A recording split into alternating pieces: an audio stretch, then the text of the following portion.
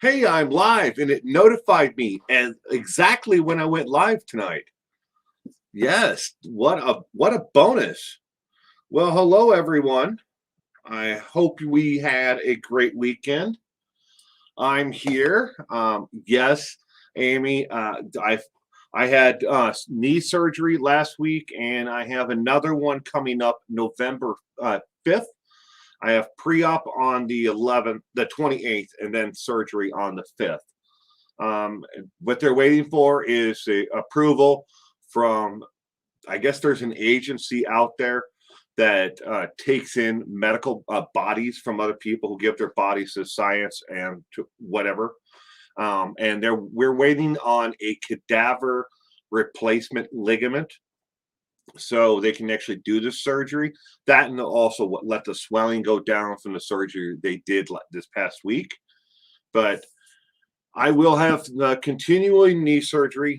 I am on pain meds, as somebody else had pointed out. So I am pain wise right now. I'm doing pretty good. I would, on a scale of 1 to 10, I'm probably at about a 4 or 5 right now. So I'm managing it. In my life to this point, I've learned stay ahead of the pain. So,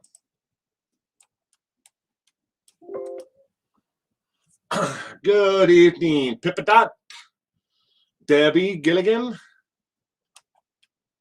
Pretty and Camo. Good evening. Rotary Dial. Good evening. Hello to everyone. I am so impressed with following on that he is coming on tonight. I hope he knows he can leave anytime if he can't handle the pain. Well, Rotary Dials, I'm going to be here to the end. And yeah, a lot of people have sent me a lot of messages and everything else, and a lot of well wishes, and I really do appreciate it. I'm trying to take it as easy as possible wherever I can. I'm allowing my family's helping me out as much as they can.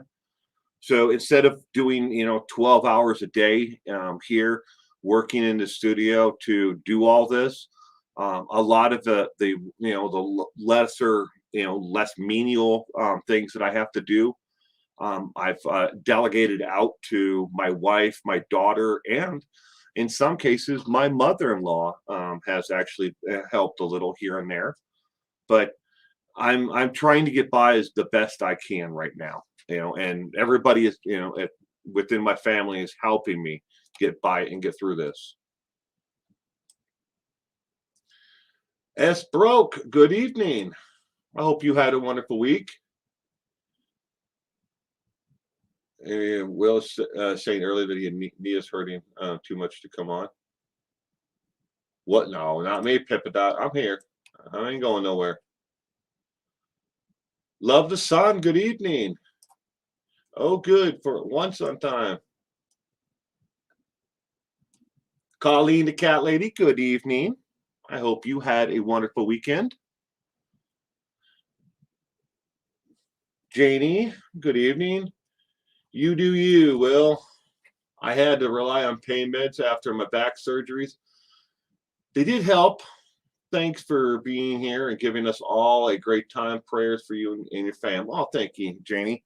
I've had back surgery myself. It's not fun, but I'm getting through it. Anita, good evening. Sarah, good evening.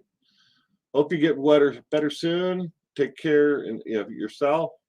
Thank you. Hello, everyone. And I'm having issues. I've fractured my elbow. Oh, gosh, Nita, you fractured elbow? Oh, I'm sorry, sweetheart. I just had the cast removed on Friday. I, too, am staying ahead of the pain. Yeah, you have to. Stephanie Fisher, good evening. And welcome to the stream tonight. I hope you had a wonderful weekend. I hope everybody did. If I stumble on what I'm saying tonight, obviously it's my fault. I'm sure somebody will pick it up and later on and clip it all together and make a short out of it. But I'm here. So tonight we have 30 questions. These are all on true crime. All of the questions tonight come from 3 different sources. They come from either the serial killer index, they come from the National Institute of Justice, or they come from the FBI. Those are the sources. If any question is wrong, and there is one question in particular that I'll give you a heads up on right now. A question that comes up is going to come up on this thing that I actually looked into a lot. According to the National Institute of Justice and to the FBI, the question is going to come up about the manner of actual how serial killers kill their victims. What is the most popular?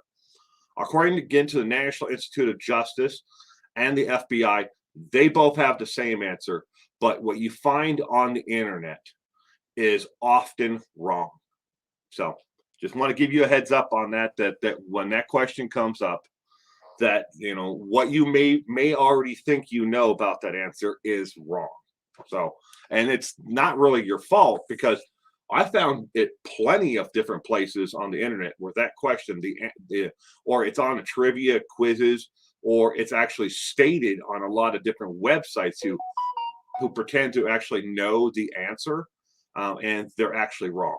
So, all right, with that in mind, let's go ahead and jump into the first question for tonight. Question number 1. Pick one of the states from below where hanging is still legal as a death penalty option. Is it A, Texas, B, Florida, C, New York, or D, Washington, as in Washington State, not District of Columbia, because it would say District of Columbia or DC, Washington, if it was that. So if you see any other questions again that say Washington, we are speaking of Washington State. Where is hanging still legal? Rupal, good evening. Maybe it's definitely something to look after. Yeah, you got to call in the morning if it definitely hurts.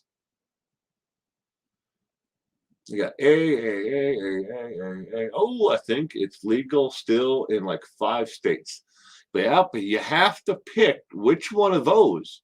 Only one of those is the correct answer for a state that still has hanging as a legal method for execution. Good evening, inner peas.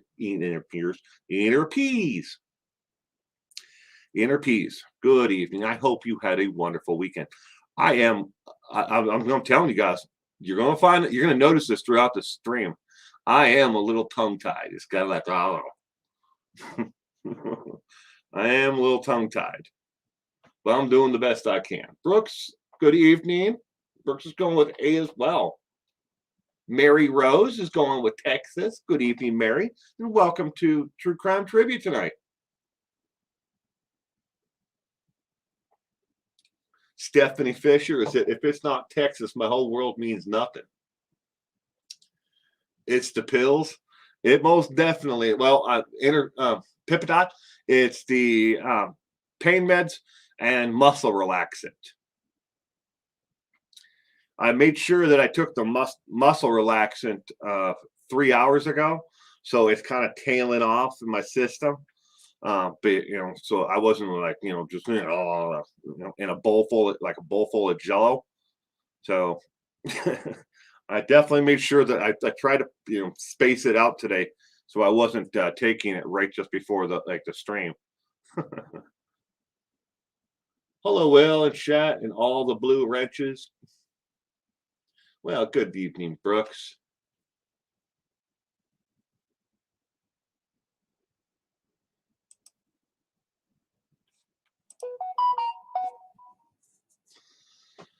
Yeah, and apparently I forgot to turn my phone off.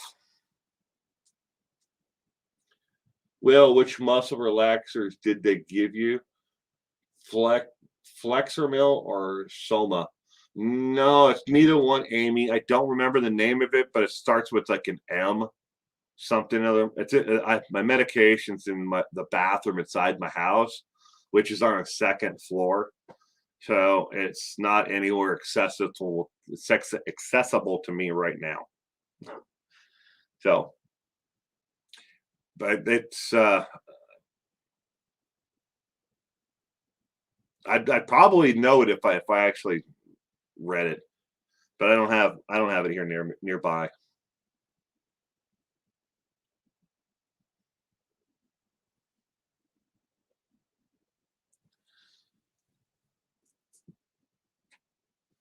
All right.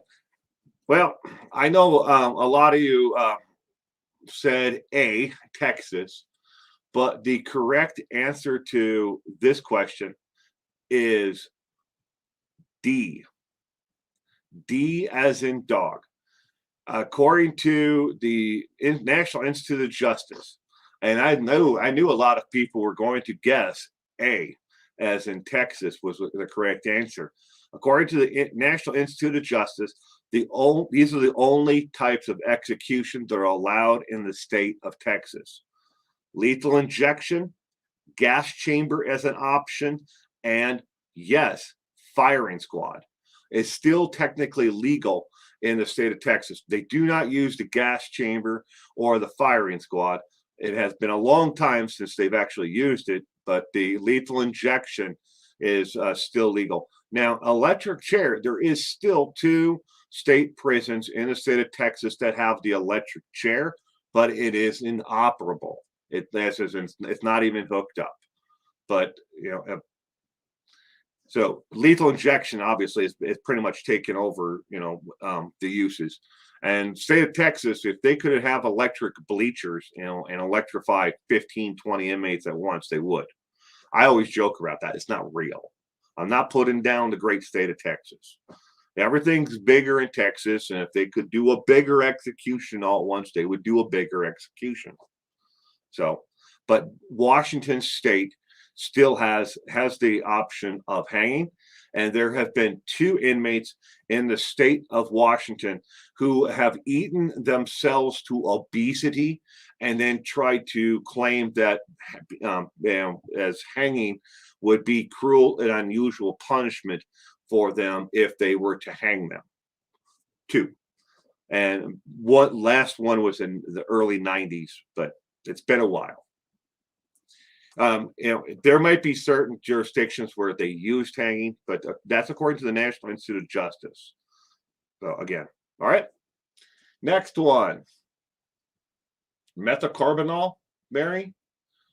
Oh, it might be.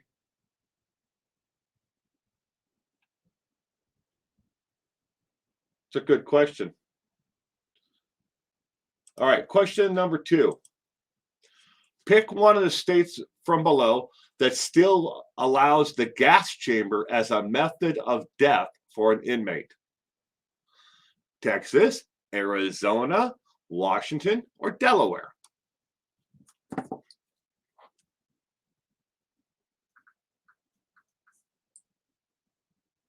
I'm going to get an answer.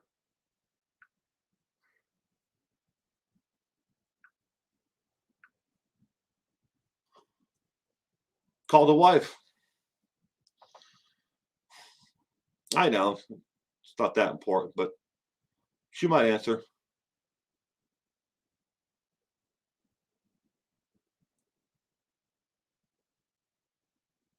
Oh my God, she's not going to answer her phone. Hey, I got a question. I'm in the middle of my live stream right now. I need you to go over to my medication that's on the shelf thing there. Okay, let me try again. All right, I need you to go over to my medication. All right, I'm looking for this one that says little tiny white pill. It starts with an M. What the hell is the name of it?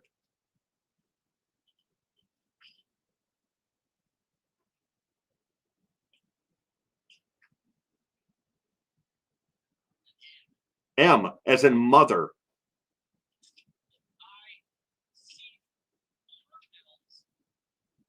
4 bottles.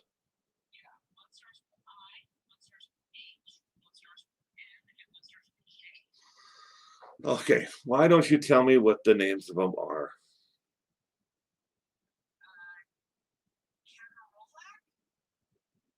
It look at the pick it up and look at the bottom. Does it look like it's tiny little round pills?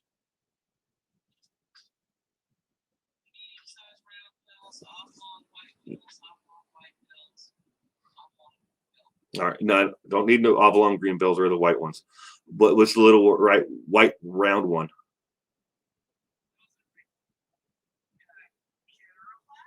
Okay, thank you. Bye. All right, I'm wrong.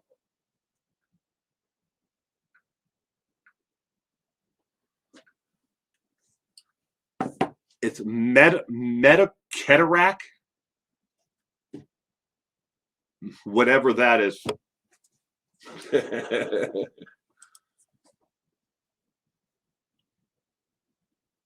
Oh, hi Gayla. Hi Nancy Drew. Hazel Turner. Sorry, Lieutenant RN. I hope you're welcome. I hope you all had a great weekend. Thank you for joining me tonight. You cheat. You're using a lifeline. Didn't Will just tell us what Texas had? Electric chair one. That was it. Yeah. But which one has the gas chamber as an option? Cessna 101. Good evening and welcome to the stream. Sarah, I hope I didn't miss anybody else. Well, all right. Well, for question number 2, ladies and gentlemen, the correct answer is A. Again, the state of Texas, they use the lethal injection. They do not have hanging as an option, but they have the gas chamber as an option. The electric chair is still there at 2 institutions, but it is not connected. All right, question number 3. Who was the real Cowboy Bob, the infamous bank robber? Who was the real Cowboy Bob? Bit late, but better late than never. Well, I'm glad you could be here, Hazel. Who was the real Cowboy Bob, the infamous bank robber? Was it A, Sam Clark, B, Peggy Joe Tallis, C, Doc Sneed, or D, SpongeBob SquarePants? Bam! Clickety D. We also love some Chick-fil-A. Chick-fil-A. We don't have Chick-fil-A around here where I live. We've never even had one. I mean, I've had Chick-fil-A sandwiches. I don't see what all the hype is about it. I mean, it's a good sandwich. I'll give them that. I don't think it's the best. But a lot of people swear by it, like, oh my God, the Chick-fil-A sandwiches are everything. I don't see it. It's just, but I guess to each their own, right? I don't have a Chick-fil-A either around here. Yeah, don't have one at all. I think the last time I had Chick-fil-A, I was in Idaho. I think it might have been Boise or somewhere around there. It's been a while. Do they let you choose which one in each state? Certain states do, Cessna, when it comes to execution. They give the inmate the choice of either A or B for either lethal injection or hanging. And other states say, look, you have either electric chair or lethal injection. Some states do. Some states just give them no choice at all. It's either going to be our choice or, well, that's it. You have no choice but our choice. But some states do, to answer your question. All we have close is Robin's Donuts. Fast food is like 45 minutes away. Wow. Well, don't say that about my state. Smoked barbecue, good tequila, and Chick-fil-A. And Whataburger? I've never had a Whataburger.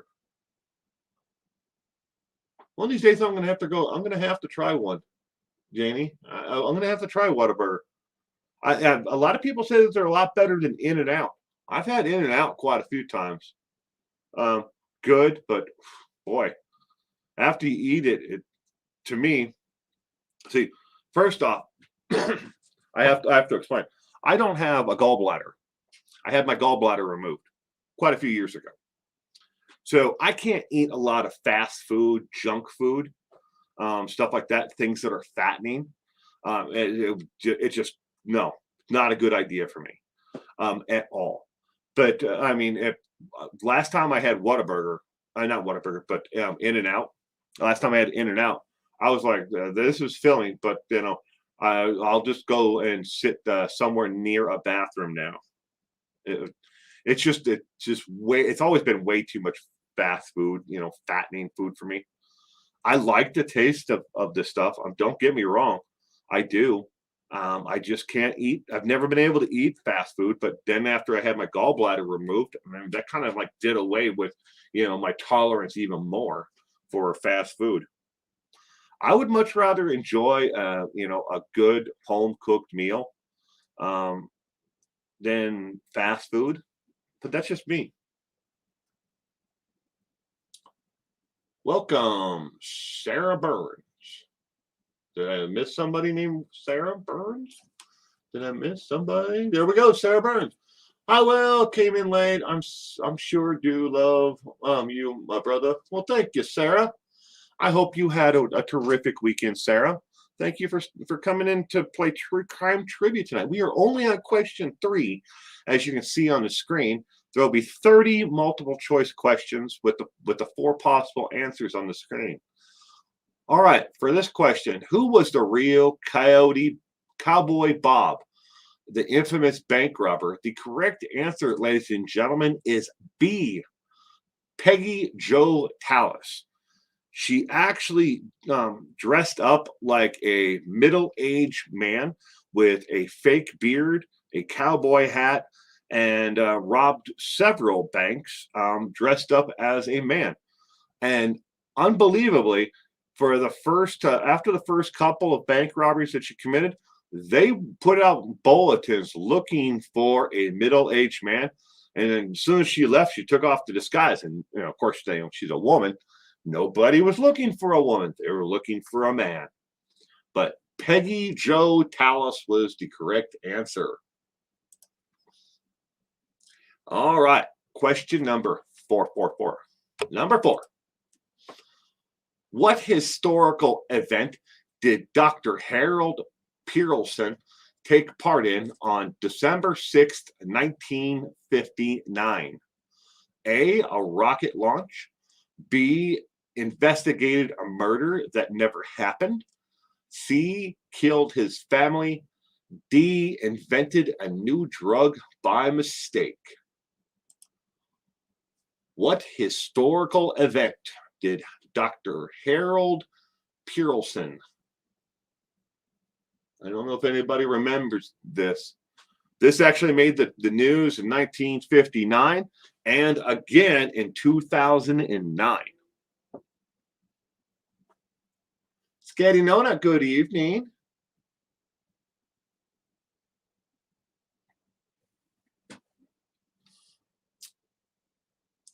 C, C, C, D, B, B, B.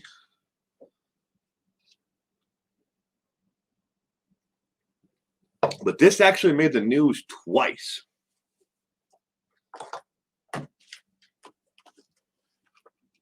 After I tell you the answer, I'll tell you how it made the news the second time in 2009.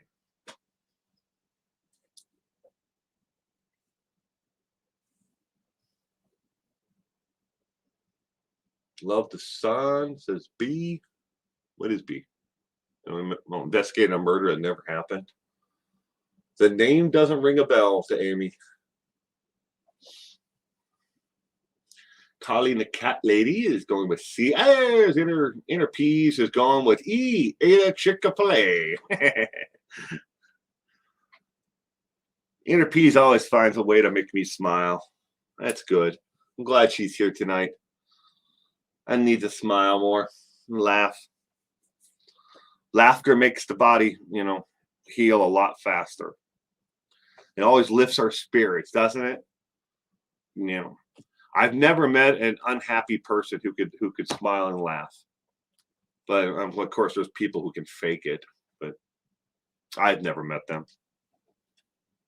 Anita Butts got a question mark. Yeah. Started kindergarten in 1959 and went to Disneyland. Did you? Wow. I didn't think you were that old, Gayla. Or is that somebody you knew who started in kindergarten in 1959? Laughter burns calories, dude. This is true, Amy. I heard that. We need cement shoes. He's a hoot. I saw him on whose live stream were we on last night? I can't remember now. I was higher than a kite on the pain meds, and I was on a live stream. Well, I wasn't on the stream, but I was in the comment section. But I saw him the other night. Tell a good joke. Inner Peace. Okay. What historical event did Dr. Harold Perelson take part in December 6, 1959? The correct answer, ladies and gentlemen, is C. C as in cat. He bludgeoned his family to death, and then he drank acid and killed himself. That was in 1959. How did this event make the news in 2009? His estate paid the property taxes for the home from December of 1959 until 2009, when the estate finally ran out of money and was no longer able to pay the estate and the property taxes on his home in just outside of Los Angeles. The house was boarded up in 1959, and it sat that way until 2009. Ladies and gentlemen, everything was exactly the way it was on December 6th, 1959. Moving for all the way, sat completely undisturbed until 2009. The Christmas tree was still in the living room. Presents were still under the tree. Everything was still there all those years.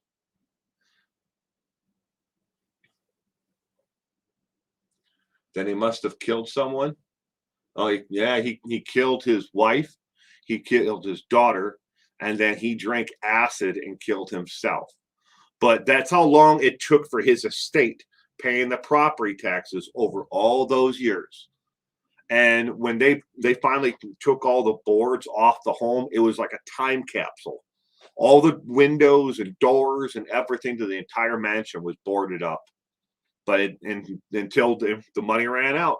And the only reason why they took it all down was so they could actually clean out the estate and sell it and auction it off to pay for the taxes, and then the money was going to go to wherever. I think it end up going to some charity, but it sat that way all those years. I got to drive by that property. I don't think it's still there, Sarah. It was in the hills area. I think they probably and the way the property gets flipped that quickly there, and a lot of people used to drive by and go. They always wondered who lived there, because there was never any, never saw any cars go in. It was a gated, at the end of the driveway, so you couldn't drive into the driveway. So I don't know if it's still there, if it's been completely remodeled or torn down or what. But that's the last thing I could find online about it was on. They actually did it kind of like one of those Geraldo Rivera. It wasn't him, but it was like a local news station, Channel 7, that out of Los Angeles, who did the reveal of the home. And they went in and they actually showed everything as it was the day he committed the entire act. the Christmas tree, the couches, everything. Of course, on top of that, all that food that was in the refrigerator and cabinets and everything else had been there since 1959.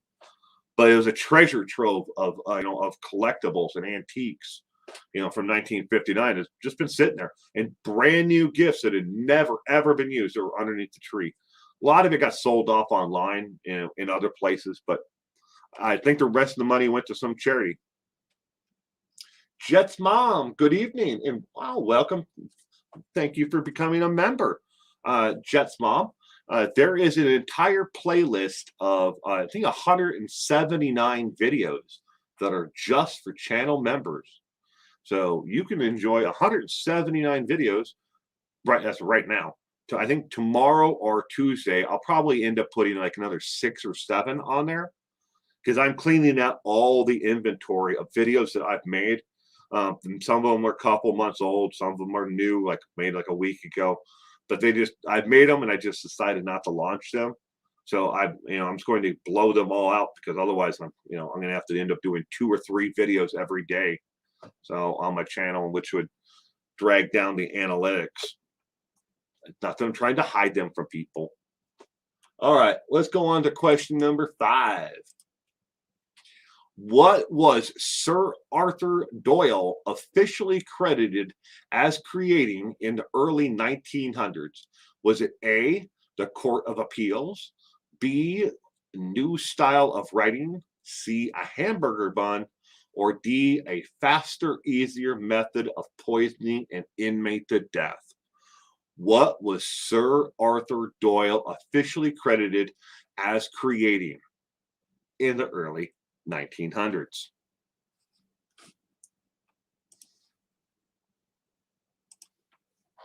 I'm still here. I have not gone anywhere. Happy to become a member. I find your content and energy and love of the family amazing. Well, great, Jet's mom. Have you checked out mine and my wife's podcast that we post to YouTube? It's video and audio on YouTube. But on SoundCloud, it's just audio. There's no video component to it. It's called the Taco Podcast, named after our son. But it's not about crime, though.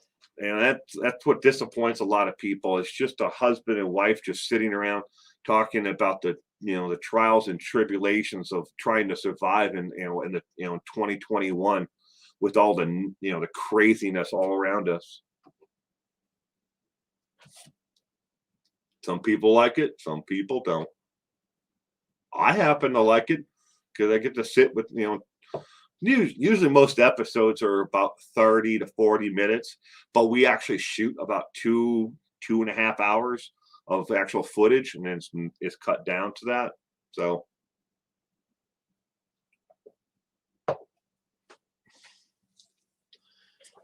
my channel is me being silly with my kids and random stuff. Well, Jet's mom, I'm going to have to go take a look at it. Is it called Jet's mom? Jet's mom. Check out channel. I will definitely, go check it out. Cessna says, Sherlock Holmes.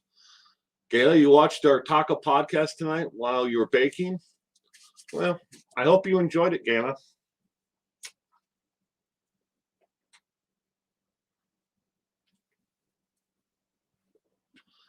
I'm sure your content is very unique, Jeff's mom.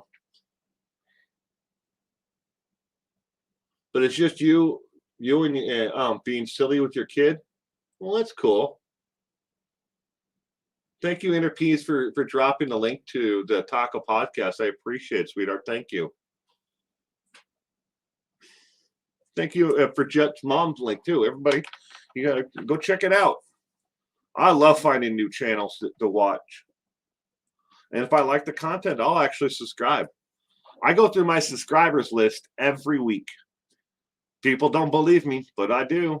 Every single week I go through it. Somebody subscribes to my channel. as the first thing I do as soon as I get notification of a new subscriber is I jump on it and I click on the name to see if they have any videos, if they're actually making content, because I want to see what other people are doing and check out what they're doing. And if I like it, I subscribe. I may not say anything at all, but I'll be there in the background, watching the content. Oh, me and Cement Shoes were on Bieber. And it just came to my head. We were on Bieber's channel. Leave It to Bieber. She went live last night. Well, Sherlock Holmes was a big deal, so to me it makes sense, Stephanie. Well, thank you, Jet. You guys are goofy. Thank you, guys. Well, I will definitely. Alicia, welcome. I saw B, but I'm not sure. I hope I'm not sure if I said hello, Alicia, earlier. If I forgot to, I'm sorry. But welcome. I hope you had a wonderful weekend. Okay, what was Sir Arthur Doyle officially credited as creating in the early 1900s?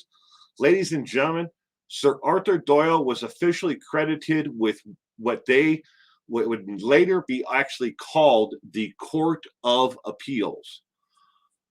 Sir Arthur Doyle took his own money that he had, and there were 2 inmates who were convicted of murder. And he did not believe that these 2 men actually committed the act of murder. And he was able to prove that these 2 men never committed the act of murder. Both of them had served years in jail. There was no court of appeals at all at that time.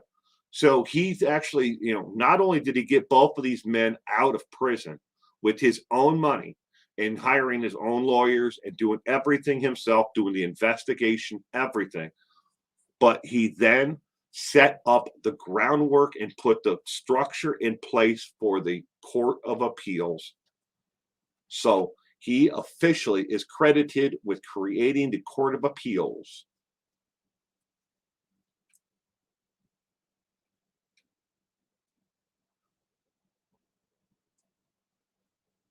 All right, question number 6. Mobster Henry Hill is played by Ray Liotta in the movie Goodfellas. Had such a bad gambling problem. What was his main game to play? What did he like to play? Was it poker, dice, roulette, or horse racing, off track? What did Mobster Henry Hill like to gamble on?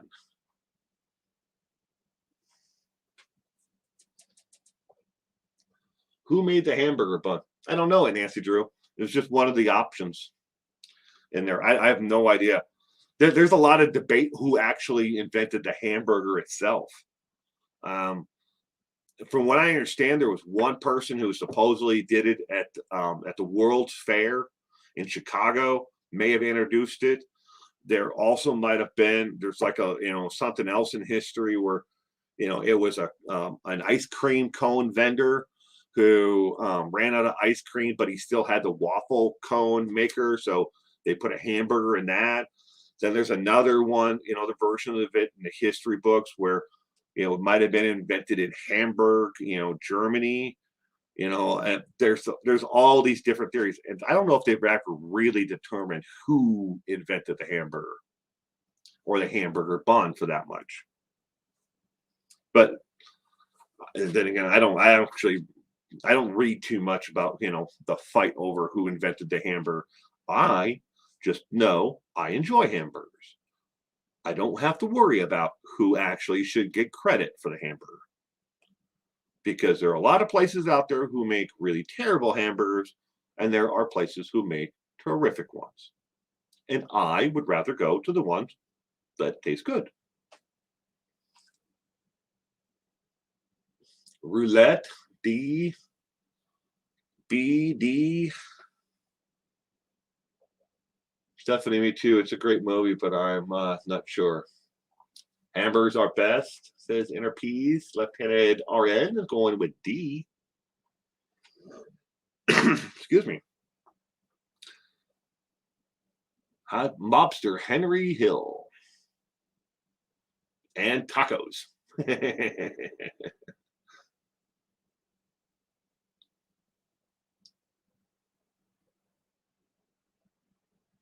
That seems most gangster.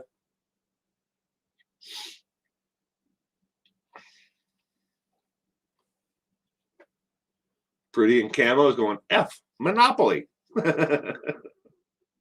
he gambled on the game of Monopoly. True fact, every year in Las Vegas, they actually have a real Monopoly game. It's the same game that you would play at home, but it's played with real money. And the winner of the actual Monopoly game gets to keep all the cash from the bank after whoever wins the game. So they're playing with real ones, fives, tens, 50s, hundreds, $500 bills. They're playing with real money when they play the actual game. It happens every year in Vegas. It used to happen at Circus Casino, and I used to go watch it because my grandmother used to work in the ticket office, and I'd go watch it.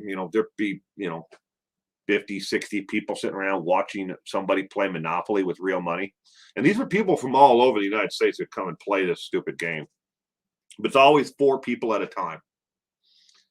And then when the winner of this one then plays the winner of this one, and then this one, and however many people actually sign up to pay in to get to play it. But I don't know if they still have it there, but they used to. That's also where I met Ted Binion and Ted Binion Jr. Was there at Circus. Didn't meet him at the Binion Casino. Met him at the Circus. Really nice guys. Played against them in a charity poker event. More like Karen. I love the movie. One of my faves, but I can't remember which one he liked the best. Read his book. It wasn't cards. I thought he liked to gamble sports. So from that, I'm going to say horses. Well, Janie, I'm going to have to tell you that you're absolutely right. It was. He loved to bet on the horses. He was terrible at it, though. According to the FBI and the Department of Justice, by the time he was actually arrested, he had millions of dollars came through Henry Hill's hands over his lifetime, and he bet everything that he could get his hands on. They estimated at one point he was making between $25,000 and $45,000 a week.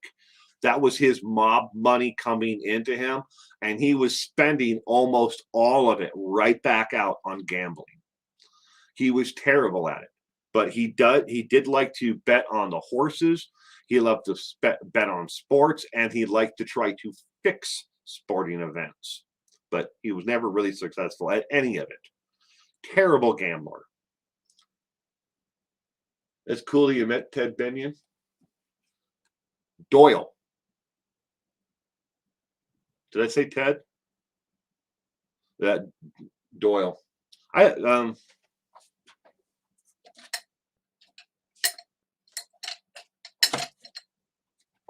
Somewhere in one of these cups, I have a coin that he gave me.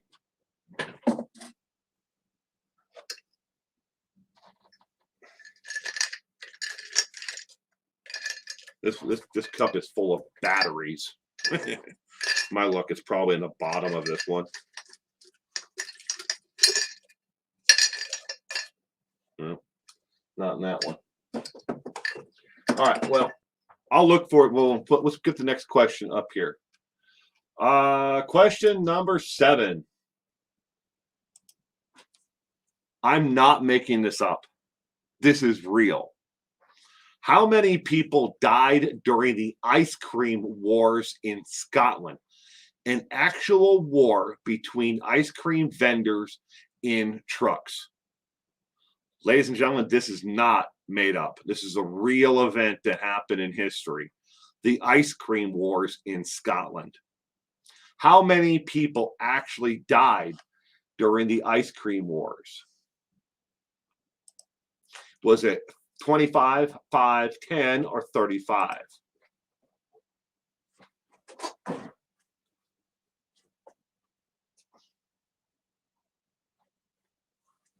Where did I put that stupid thing? I'm so terrible at finding things. I put them away because I don't want to lose them, and then I can't remember where that safe place was that I put them. I'm like, yeah, thank you for that collectible. And then it's like, oh, where did I put that? There it is.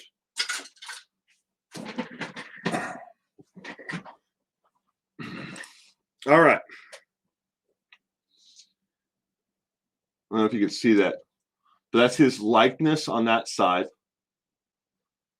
And then it says on the opposite side, it says winner of the super second hand showdown. It's a showdown hand you get during the actual charity event and against him. And then it shows a picture of cards and his name and how it would look if he was to sign it. Doyle Brunson, world class poker, world class poker. But now I'm going to put it in that cup over there, and now I will lose it, for the next year until I remember it again, because that's how it works. Is that Baskin Robbins will? This was a real event. When I came across this question, I actually looked it up, and you wouldn't believe how it started, and you wouldn't believe that it was a real event until you actually read about it. And then it's like, oh my gosh, people killed each other over ice cream. Not because somebody stole someone's recipe, but because somebody reduced the price of ice cream, and then the other vendor reduced the price of ice cream, and then it went back and forth, and then this, let's cut the price of the ice cream the most, and that's what started it off, and then they started shooting and killing each other. But yeah, it's a real event. Look it up on Google or whatever search engine you use. Alicia Williker is B, not C. B is 5, C is 10. Question number 7. Sarah, are you taking off, Sarah? Well, have a good night. Thank you for stopping in, Sarah. I hope you have a terrific week ahead.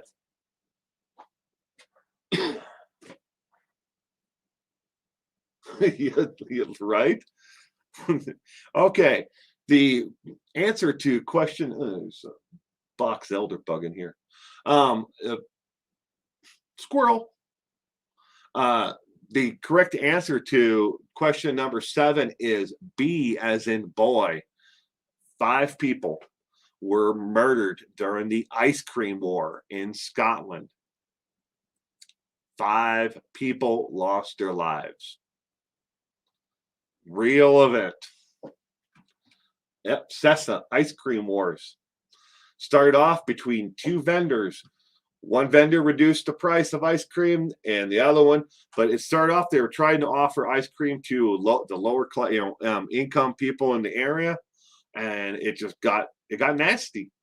And then they started a war, shooting at each other and killing each other over ice cream. All right. Question number 8. Famous people love to meet their fans. Who did singer-songwriter James Taylor meet in person and shake hands with on December 7th, 1980? Was it A, Mark Cohn, B, Mark Markham, C, Mark DeVoy, I think that's DeVoy, or D, Mark Chapman? Who did James Taylor meet on December 7th, 1980. Did I miss Charlie? Oh, there you are, Charlie. Good evening, Charlie, and welcome to True Crime Trivia tonight.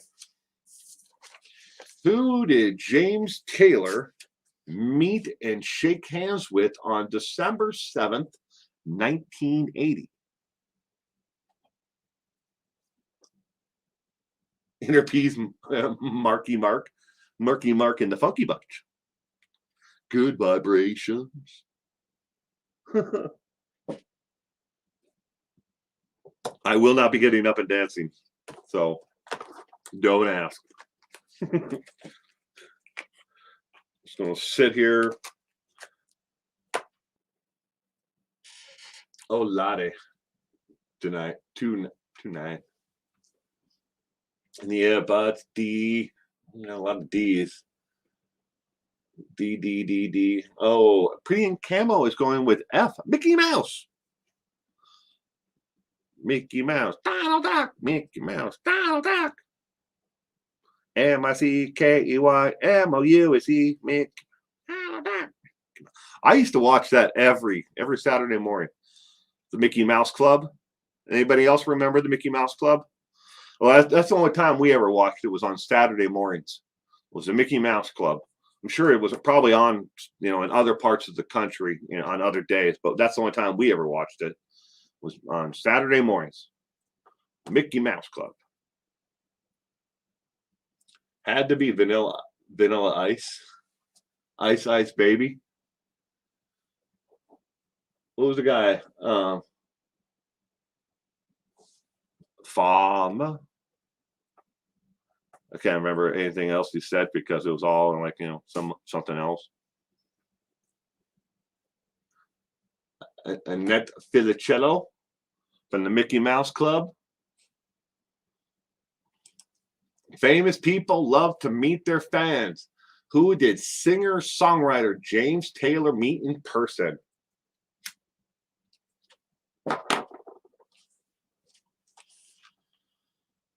Yeah, I saw the old ones with the Annette.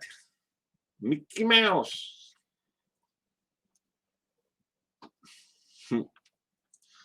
All right. The answer to question number 8.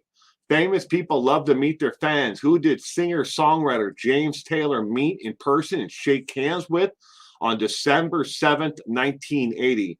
The correct answer is D, as in dog. Mark Chapman, otherwise known as Mark David Chapman. And the following day, he killed John Lennon. James Taylor met Mark David Chapman the day before he killed John Lennon. Signed an autograph for him, too.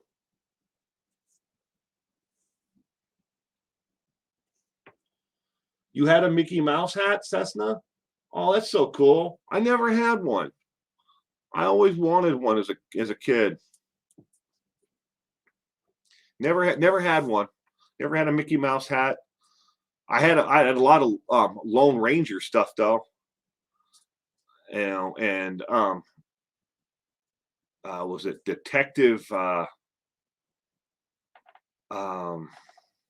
drawing a blank on it. I can picture it though.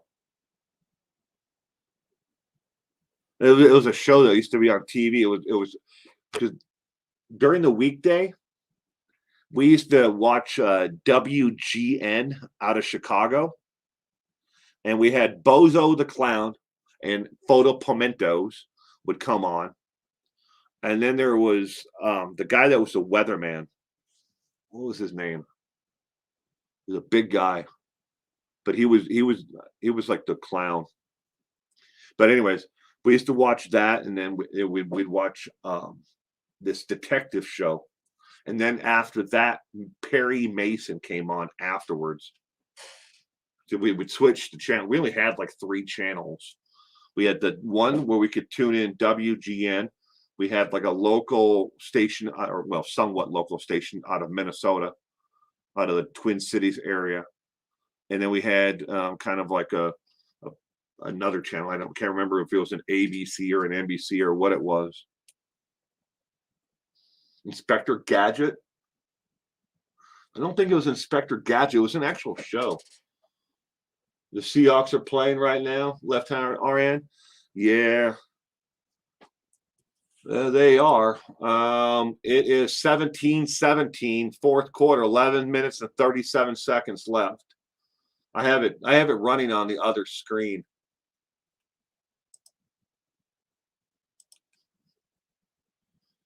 Sherry Lewis and her lamb chop. Oh yeah, lamb chop. The hand puppet.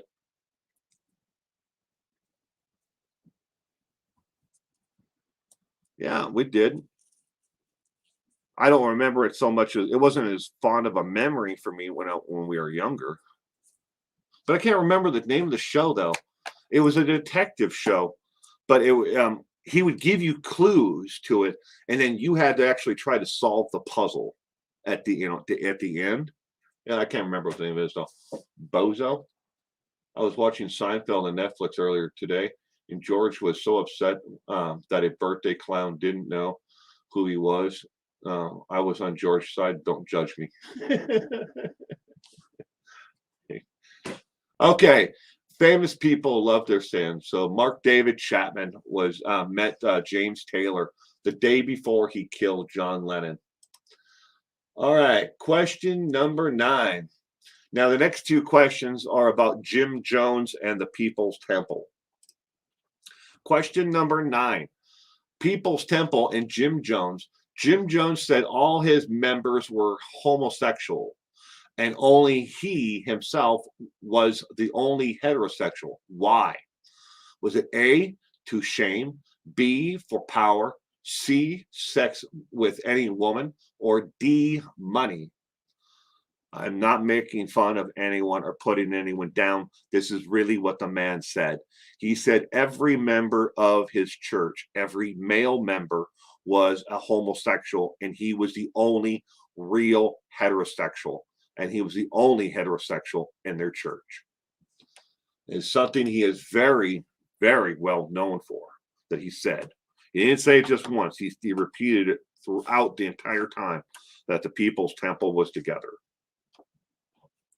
Why did he say it?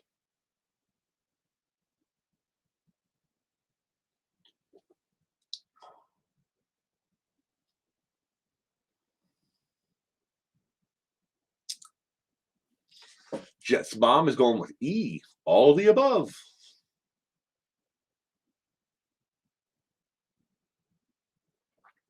Oh, he repeats again because he drank his own Kool-Aid. Flavor Aid. Jim Jones couldn't even spring for the real Kool-Aid. That's so sad. He poisoned all those people, and he couldn't even spring for real Kool-Aid. Flavor Aid, the generic version of Kool-Aid. Not that it probably tasted all that good with all that cyanide mixed in it, but still. Diana Bowman's going with C. Amy's going with CRB. Betty Blue. Good evening.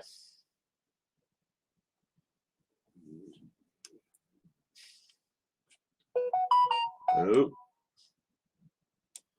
And welcome. I was making sure I just scrolled up really quick to make sure I didn't miss anybody else. Welcome to the True Crime Trivia, Betty Blue. I hope you had a wonderful weekend. Thank you for joining us tonight.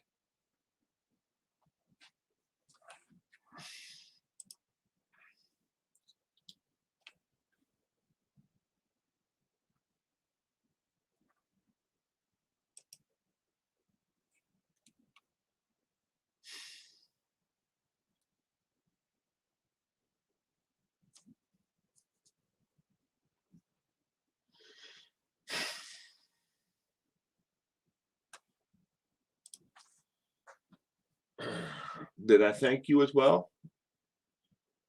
I don't remember. Betty, I start talking and I don't see the chat all that much, so I try to catch up. So I may have missed it. And that's why I didn't mean to miss you. But all right, so the People's Temple. Why did Jim Jones say all his his male members were homosexuals and he was the only heterosexual, it was for the following reason, ladies and gentlemen. C, to have sex with any woman within his church whenever he wanted. It was for that, not for shame. He didn't shame them. It was a look, you guys are not able to appropriate with women because you're homosexuals. And it wasn't a power trip. Well, everything was basically kind of a power trip to him, right? But it was because he could approach with any woman within the church, regardless of age. And it happened a lot. Okay. Well, this next question is about Jim Jones and the People's Temple only, and these are the only ones on the list. So, bonus People's Temple question. What did Jim Jones require all female members do twice a month, regardless of age? Was it A, dress up in formal wear, B, have sex with him, C, that's supposed to say pass an oath test. Obviously, the T is not there. It's supposed to be pass a, or PASS, pass an oath test, or D, give him a gift. What did Jim Jones require all women in his church do twice a month? Wait, the question needed to be male oriented. Didn't the last question was it not male oriented? Should I have put in there males? People's Temple and Jim Jones. Jim Jones said all his members were homosexuals, and only he himself was the only heterosexual. Why? I guess I could have worded it as Jim Jones said all his male members were homosexual. So I guess yeah.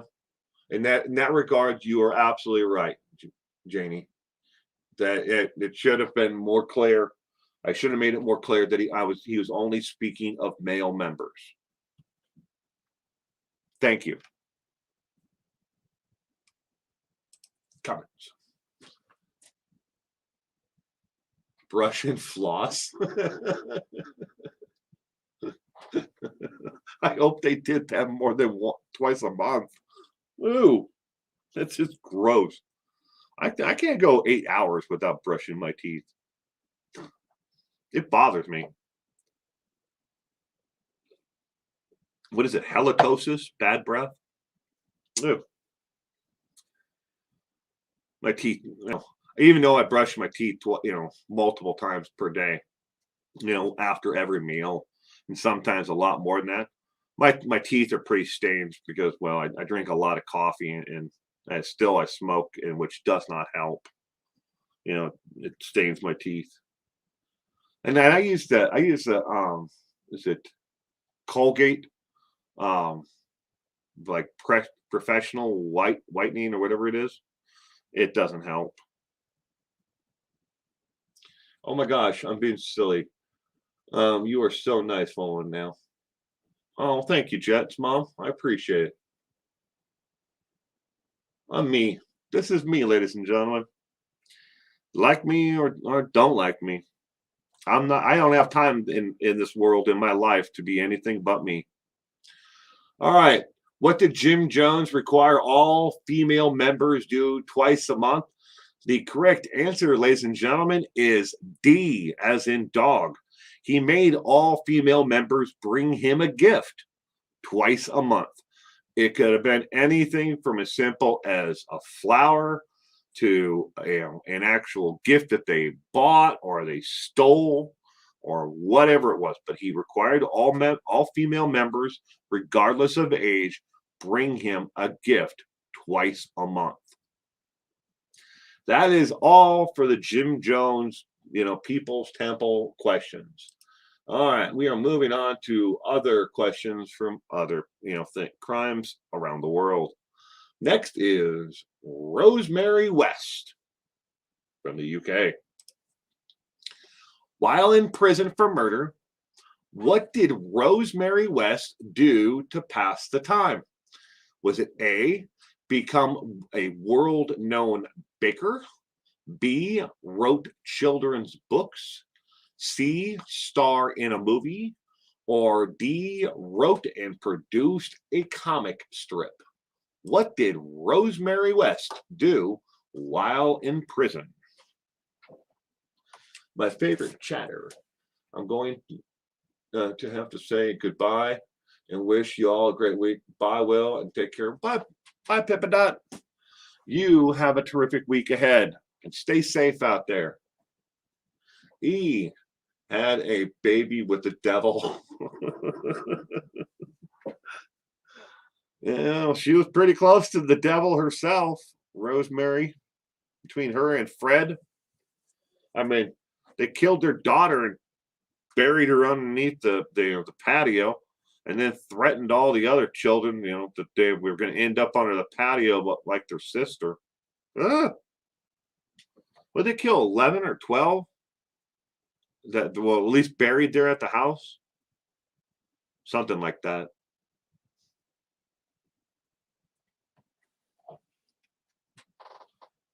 Starfire is going to go with B.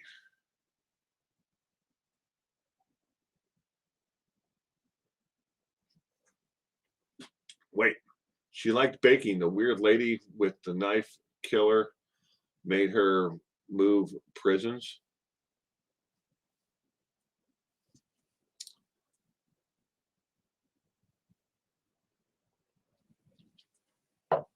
While in prison for murder, what did Rosemary West do to pass the time?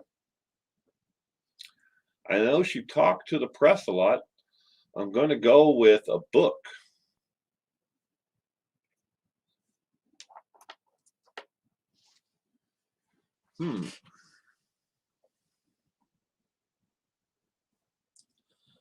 While in prison. There's a lot of things that prisoners do in prison, but this one's kind of unique. What did she do? What did Rosemary West do in prison?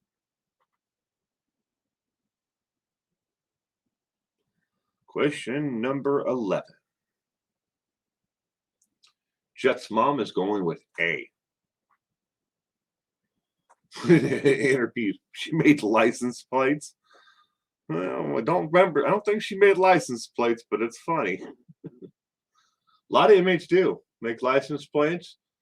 There's one prison, I think it's in Arkansas, that makes Levi's jackets.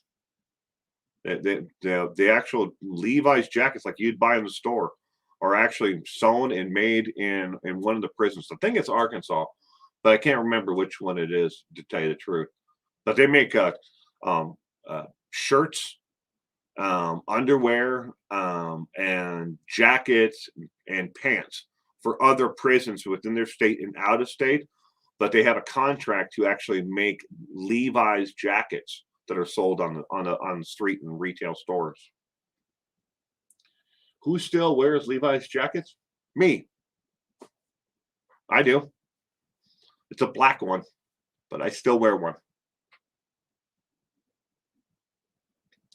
You should be a comedy writer, Cessna. I've done stand-up comedy. Did it.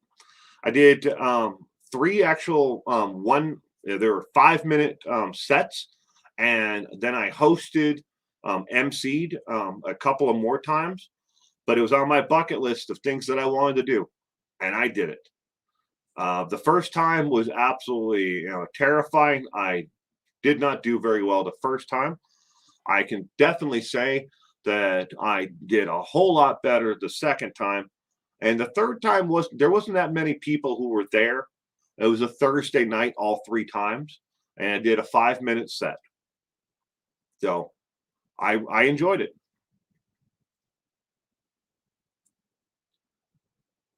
Well, thank you, Janie. I appreciate it. All right. While in prison, what did Rosemary West do to pass the time? The correct answer, ladies and gentlemen, is A.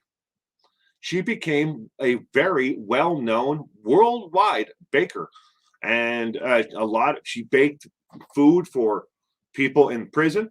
She baked birthday cakes for guards to take home. She did a lot of baking, something that she didn't do necessarily before she got into prison.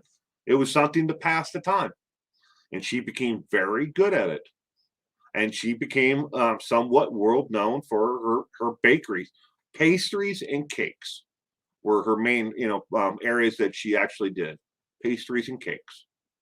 So baking. I think that inmates making jeans is a better idea than having overseas people do it.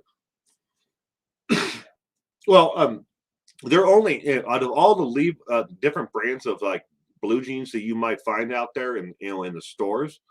There are only like two brands that actually still make their jeans in America. I think it's Wrangler and Levi's, and not all of them are made in necessarily America.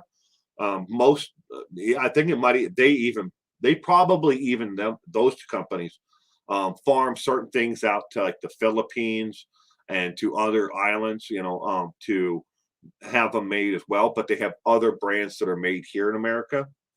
Like lines like that's like Levi's 501s. I'm just guessing, but I don't know which ones they actually are.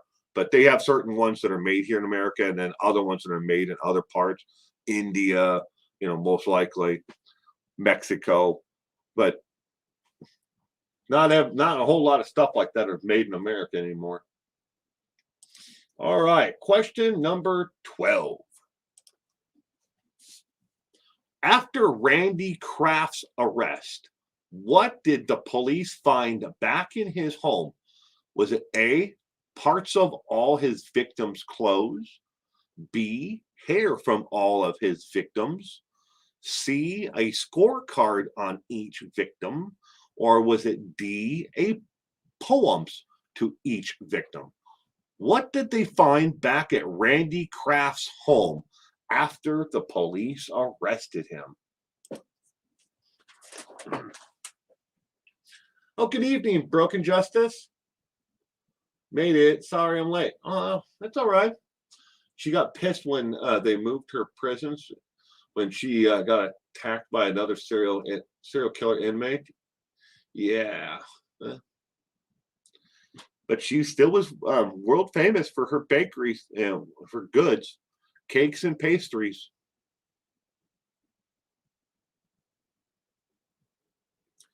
E, boxes of Kraft dinner, mac and cheese. It just happened to be spelled that way, yeah. I didn't even think about that. Hello, everybody from the chat.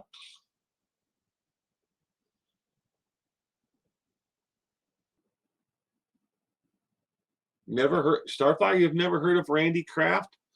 Well, sweetheart, let me tell you, you're not missing much. This guy was a sick, sick individual. He was what they definitely called a collector. A collector. There are certain types of killers, serial killers, that are collectors, and then there are the other ones who love to go back to revisit their actual victims. Bundy was what they call a visitor. He would go back to his actual victims.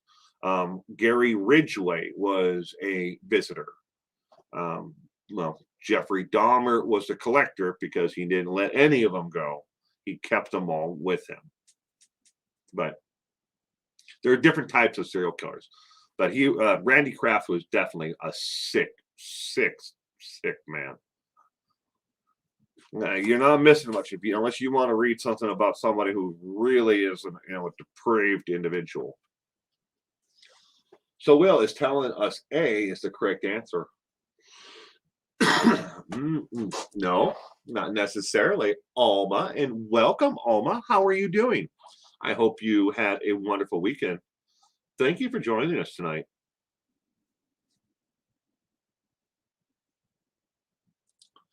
My ex collects exes. Your ex collects exes. But to sum it up, they are a bunch of SOBs. Sick son of a bitches. That's true. All right. Randy Kraft, number 12. The correct answer, ladies and gentlemen, is C, as in cat. Yes. When they went back to search Randy Kraft's home, they didn't just find a scorecard.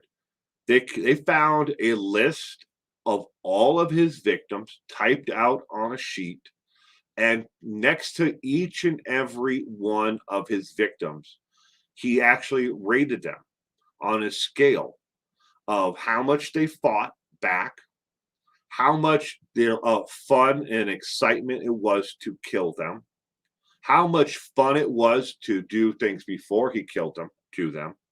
He gave them a score on a scorecard for each and every one of his victims. Only serial killer, according to the National Institute for Justice and the FBI, that they know of, that has ever been caught that kept a scorecard and detailed notes on each and every one of his victims. He didn't just keep a scorecard, he kept detailed victims on them, notes on them, how he did it, what he did before he killed them, how it was, what it was like to torture them, everything. He kept notes on it all. But then they ended up on a scorecard where he rated them on everything. And it's sick. So he had enough forethought to go through the entire crime and then sit down and take meticulous notes and then make sure that they ended up on a scorecard. Yeah, but she's not able, like that. I think it was Amy or somebody or point out she can't bake at the prison she's at now. Question number 13. Who draws more fans to executions? Is it A, serial killers, B, rapists, C, spree killers under 30, or D, famous people who kill? So what we're looking for here is the answer of when there's going to be an execution, which one of these draws more people to view the actual event from outside? Is it serial killers, rapists, famous people who kill? Yeah, or spree killers under the age of 30. Which one draws a bigger crowd?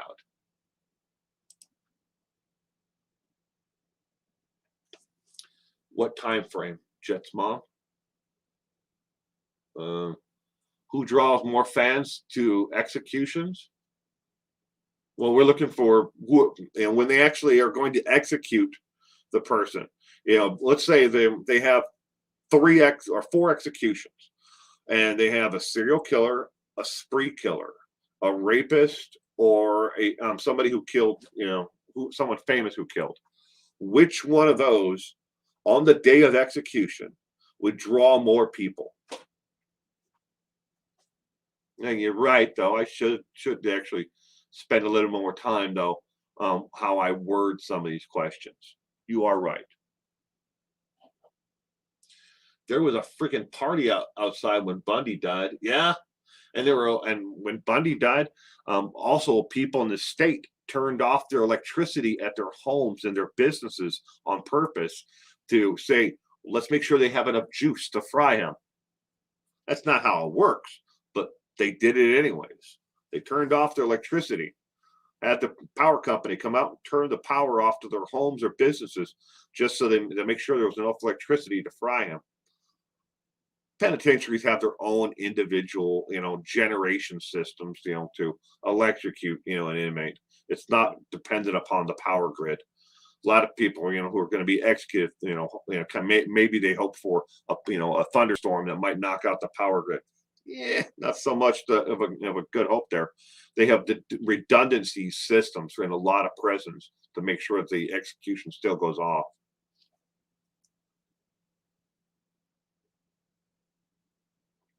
I'd say A, because people hope they will answer some unanswered questions before their last moments. Janie is going. A rapist would be who I want, but that's not the death penalty charge. I'm going with D because more people know. Good theories. These are great questions, but I'm going with the odd answer from the data. Bundy never confessed to some murders, which he was clearly guilty of. That's true, Alma.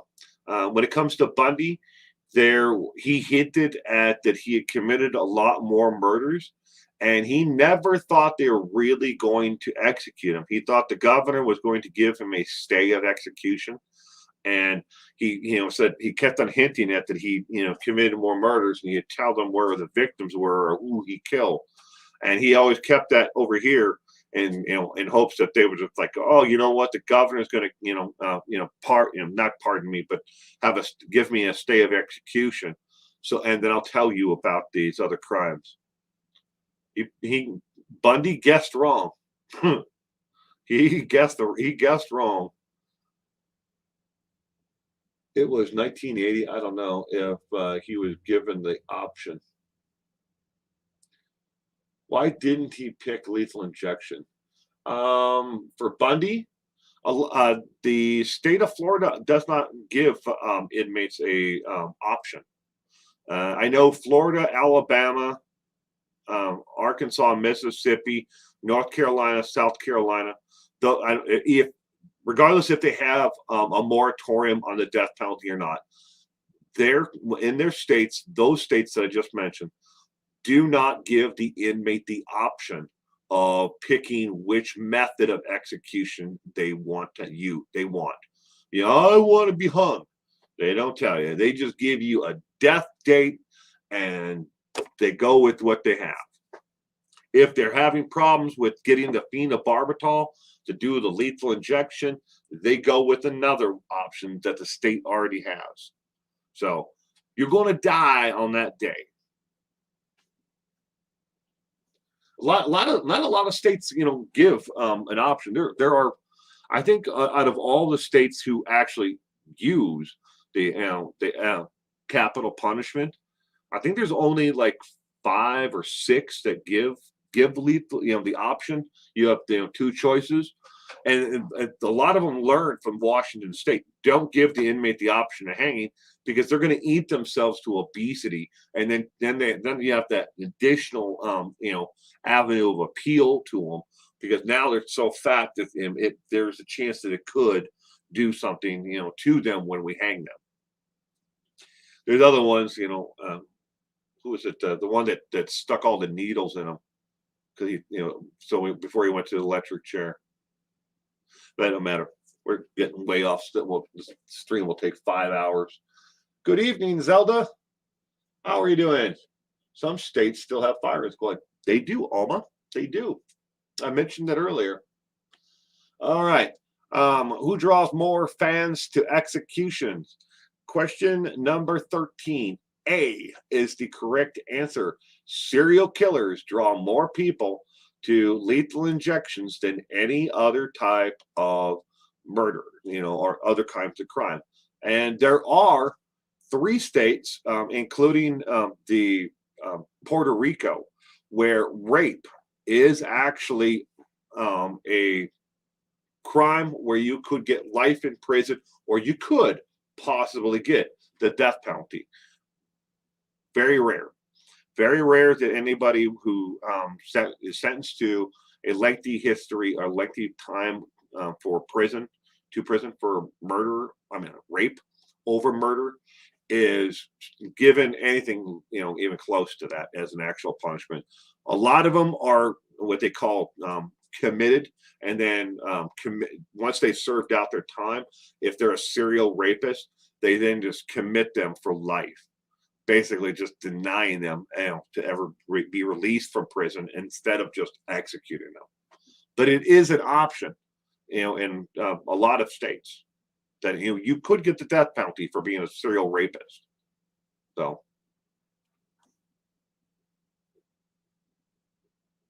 well, I don't understand. What do you mean if you are big hanging? What does that mean? I'm sorry. All right, so I gave the example, Broken Justice earlier. There were two people in the state of Washington because Washington State offers the option of either lethal injection or hanging. And they ate themselves to the point where they were so obese that when they put the rope on them and they do the trap door, they said, "Look, there's a chance that if we do it, the sheer mass could decapitate the individual when the door drops through the opening, I guess." And they had to figure out, well, is that even possible that someone could become decapitated? So they had to actually bring in scientists and actually rule on but it's extended out their total execution time. That's what I mean by they were too heavy to be executed by hanging. So Washington State learned they're obviously the hard way. Don't do it. Don't give them the option anymore. Okay, question number 14. From 1940 to 1990, what was the percentage of likelihood that you could get away with murder for at least 20 years? Was it A, 20%, B, 80%, C, 40%, or D, 70%? From 1940 to 1990, what was the percentage of likelihood you could get away with murder for at least 20 years? This is based on statistics. There are people who've gotten away longer, and there are people who got away a lot shorter. So, but overall, in the statistical analysis of all murders in the United States, what is the likelihood that you could actually get away with murder for up to 20 years?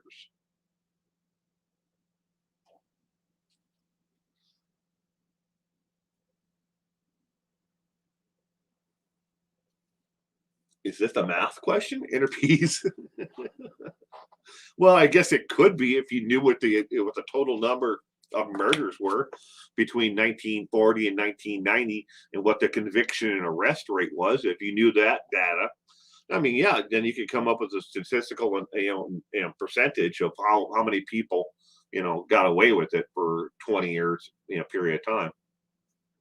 Well, you'd also need to know how many people were arrested right away, how many people got arrested later on after they committed the crime. You'd have to know a lot more.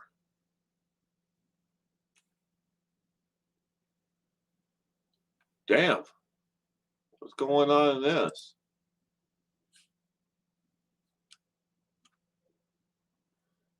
Fourth quarter, 2 minutes and 56 seconds left, and it's the Seahawks and Pittsburgh game is still tied 17-17.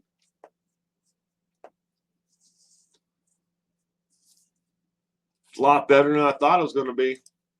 I got to say that, because Russell Wilson's out for 5 to 6 weeks at the minimum, and Geno Smith, is the quarterback, playing for the Seahawks tonight in Pittsburgh for the Seahawks.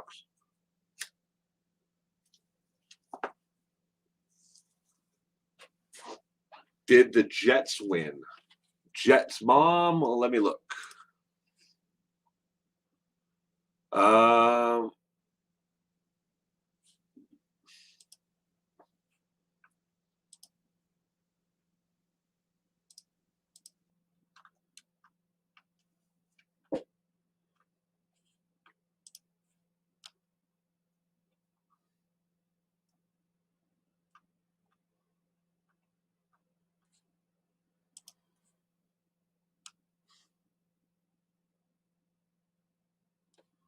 Who the hell did they play?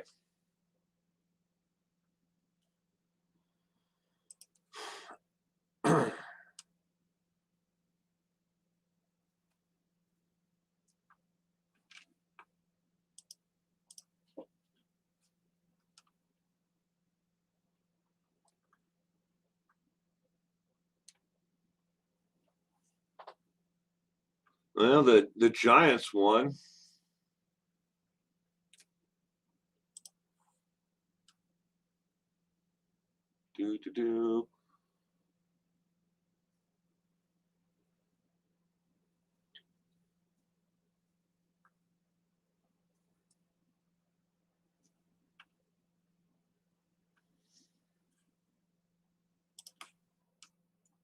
The page I have open is not exactly the most proficient. You have to scroll through all of the box scores. The Jets didn't play. It's a bye week. So the Jets didn't lose. That's an absolute true fact. The Jets did not lose. It's a bye week. Oh, wait. They had a bye week. Interpeas is going with 99%. Oh, something I speak basketball. I haven't followed basketball all that much, to be truthful, since Michael Jordan retired. Really like the Bulls when Jordan and Pippen and all them were together. But I also like the Celtics when Larry Bird and McHale and were playing for the Celtics. That's how long ago I follow basketball. Dream Team. My kid is named Jet. His dad is from the Bronx. My dad called him 49ers for 3 years of his life. Ooh, why'd your dad do that? That's mean.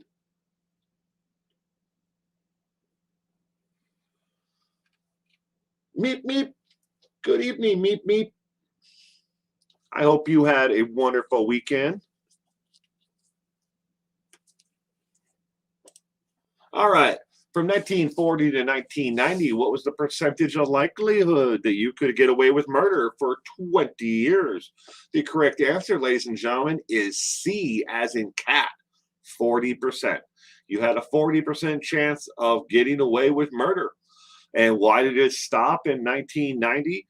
Because by 1990, science had caught up and made it a heck of a lot harder for people to get away with murder. In 1990 is when the first, real advancements in the technology had finally caught up to the point where we started to be able to catch people a lot quicker. My dad is silly. It was a joke. We lived near San Francisco. I've never been a 49ers fan. Sorry. But I did like the years with Joe Montana. He was a good quarterback. Elway. All right. Next question. Question number 15. Which serial killer has had more books, movies, internet articles, podcasts about them? Which serial killer has had more books, movies, internet articles, and podcasts about them? Was it A, John Wayne Gacy, B, Ted Bundy, C, Jeffrey Dahmer, or D, David Berkowitz? Which one has had more books, movies, and internet articles and podcasts about them? Charlie's going with Bundy. Just mom C, which is Dahmer. B. Tough one, Amy says. B says Reichart. Good evening, sir. How are you doing? I hope you had a terrific weekend, Reichart. Thank you for stopping in tonight. Just mom, C or B? Broken Justice, B. Meet me, D. David Berkowitz. Question number 15.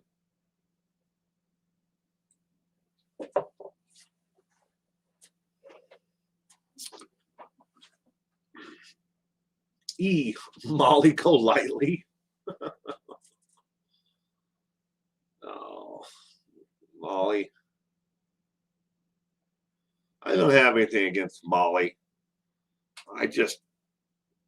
Sometimes she goes a little bit beyond where I would go. She does things that are a little bit out there. But that's her. And it's, at least she's her. She's true to herself. Now, if you enjoy her content, then good. I don't have a bad thing to say about her. She does her thing. Not for me. LOL, inner peas. Did you see her yelling at the laundries? Oh, I did. I saw her video. I watch her content. I do. I'm not kidding. I may not comment, but then I watch a lot of channels that are out there, and I don't comment. I may subscribe to them, and I might be just there lurking around. I guess in their live streams, or I might watch them.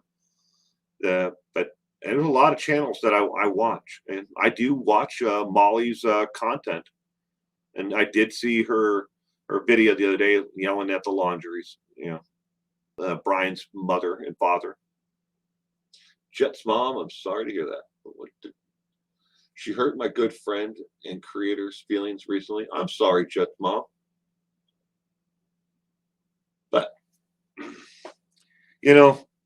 a lot of people have asked me, over the the 2.5, almost actually closer to 3 years now that I've been on YouTube. Well, why don't you like these people? Why aren't you friends with them? I talk to a lot of people that are on and off the of Facebook and YouTube, and we keep our conversations private. I enjoy conversations with people. I may not agree with what they do, but it's kind of hard. It's kind of a hard answer. It's like, why aren't you a part of this group, or why aren't you a part of that group? Why do you support this? Why do you watch that? All they want me to do is they want me to say bad things about people. They want me to get into these tit for tat fights. I refuse to do it. I've used a sub here since day one of the Watts case. Have you? Have you been here, Zelda, that long? Well, I appreciate it, sweetheart. I do. I really do. There are a lot of people out there, who think that I really don't appreciate everybody who's here and watches my content, but I do immensely. And I really appreciate everyone who's there, who's here every weekend, or maybe they just watch my content. They don't have a chance to jump in on live streams, but I do appreciate everybody. But to answer this question, which serial killer has had more books, movies, internet articles, and podcasts about them? If you guessed Ted Bundy, you'd be right. By a long shot, now, ladies and gentlemen. If you go onto iTunes and just put Ted Bundy in the search engine on iTunes, there are over 1.5 million different things on iTunes on the podcast episodes where it matches Ted Bundy, or Bundy in it. 1.5 million on just iTunes. You do it in an internet search, versus by how many returns are going to come back for each one of these. Bundy by a long shot. There is so much more out there about Bundy than there is any other serial killer, not including the ones on your screen. All right, next one. Number 16. From 1900 to 2000, what one year had the most active serial killers, accounting for no more than 79 murders in 1 year? What year? Was it A, 1907, B, 1937, C, 1990, or D, 1987? And good evening, Matt. How are you doing tonight, sir? I know that you appreciate us and have given more to me than anybody. You have been through the thick and thin. That's where we can tell how much you appreciate us. Well, thank you. I appreciate it, sweetheart. You can tell you why your crazy reasons women were drawn to him. They think he was good looking. Yeah, but there are also a lot of women who were Alma that were definitely scared of him, especially during the time he was out hunting, changed their hair color and everything else. So Bundy was polar all the way from the beginning. People either thought he was attractive, they wanted to get to know him or know more about him, or they kind of avoided him like the plague. I don't think I've ever given anyone a dislike, but I have to report those porno trolls. They piss me off. Piss you off? I've had a couple of them. Well, we used to get the one who used to show up on, when we used to bring him up on screen. They always showed us his butt. Haven't seen him in a while. But then again, I stopped bringing people up on streams too. Good evening, S. Singleton. Sneaking in there, didn't think I was going to see you, huh? I hope you had a wonderful weekend. Thank you for joining us tonight. All right, from 1900 to 2000, what one year had the most active serial killers, accounting for no more than 79 murders in 1 year? What year was it?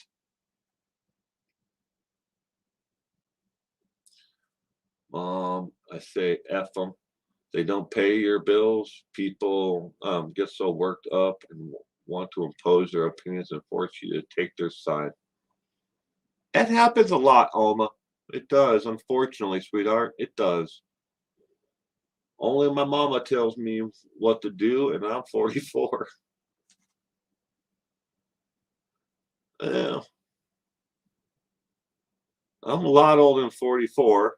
And the only one that tells me what to do is my wife. And she's very good at it too. She's got these little subtle ways.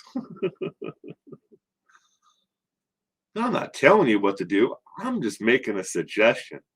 When she says something like that, that's like, yeah, just do it. Don't do what you want to do. Do what she wants you to do. I got it right away. The hair butt bandit. Oh, yeah, that was him. Hairy butt bandit. Well, thank you, Singleton. Thank you very much. All right.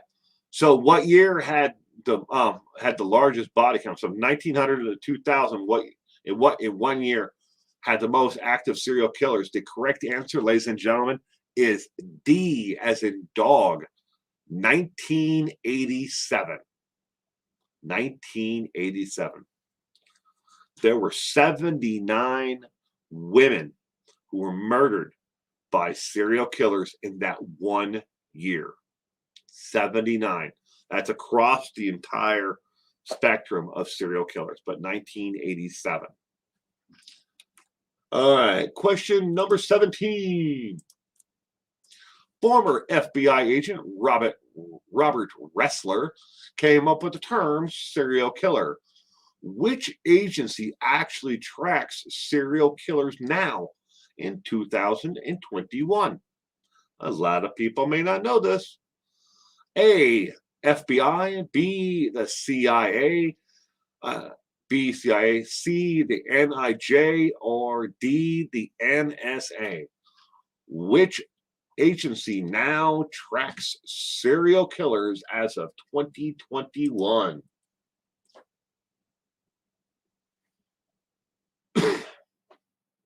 I'd be willing to bet 2021 will beat the 1989 record. We'll find out, Zelda. And we're heading towards a landslide of violent crime. It's going to happen. Now, human beings, since that we've started walking upright, do not like to be confined as human beings.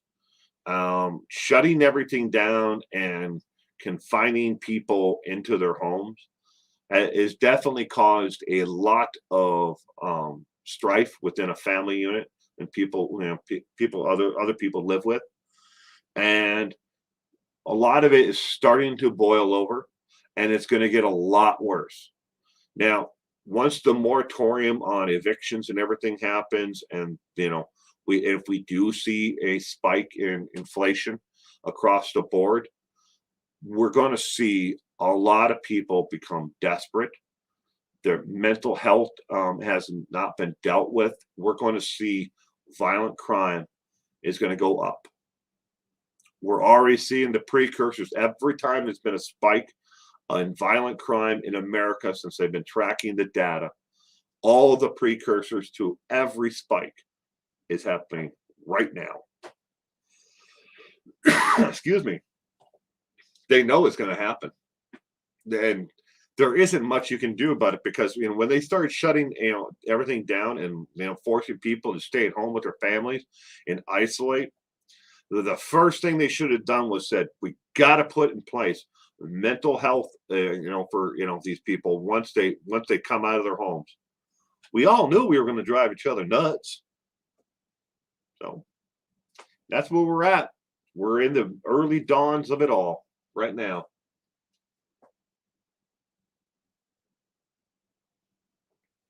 I love staying home, but all the Amazon packages piling up. My hub told me he's going to take my credit card away. Yikes. I never realized just how much stuff I could get delivered to my home. And then they laxed the policies. It was amazing. All right. Which agency now tracks serial killers as of 2021? No, it is not the FBI. It is not the CIA. It is the National Institute of Justice, the NIJ. They are part of the Department of Justice. They actually have a complete department within the Department of Justice that tracks just serial killers. I always find it funny whenever I see somebody who reports on serial killers on YouTube, and I watch a video and they reference, data in their in the video description from the FBI. I immediately know they didn't get that information there unless that information came before 1999 when they started to switch it over. And by the year 2017, the NIJ had taken over completely when it comes to actual data on serial killers. The FBI keeps some, but the NIJ is a complete department, and underneath the Department of Justice, that's all they do. And the NIJ is just serial killers. But they do have some spree killers in there who may have committed previous, violent crimes. All right, number 18. Pick the YouTube star who died from COVID-19 and mocked those who got the vaccine. Was it A, Stephen Moore, aka 13?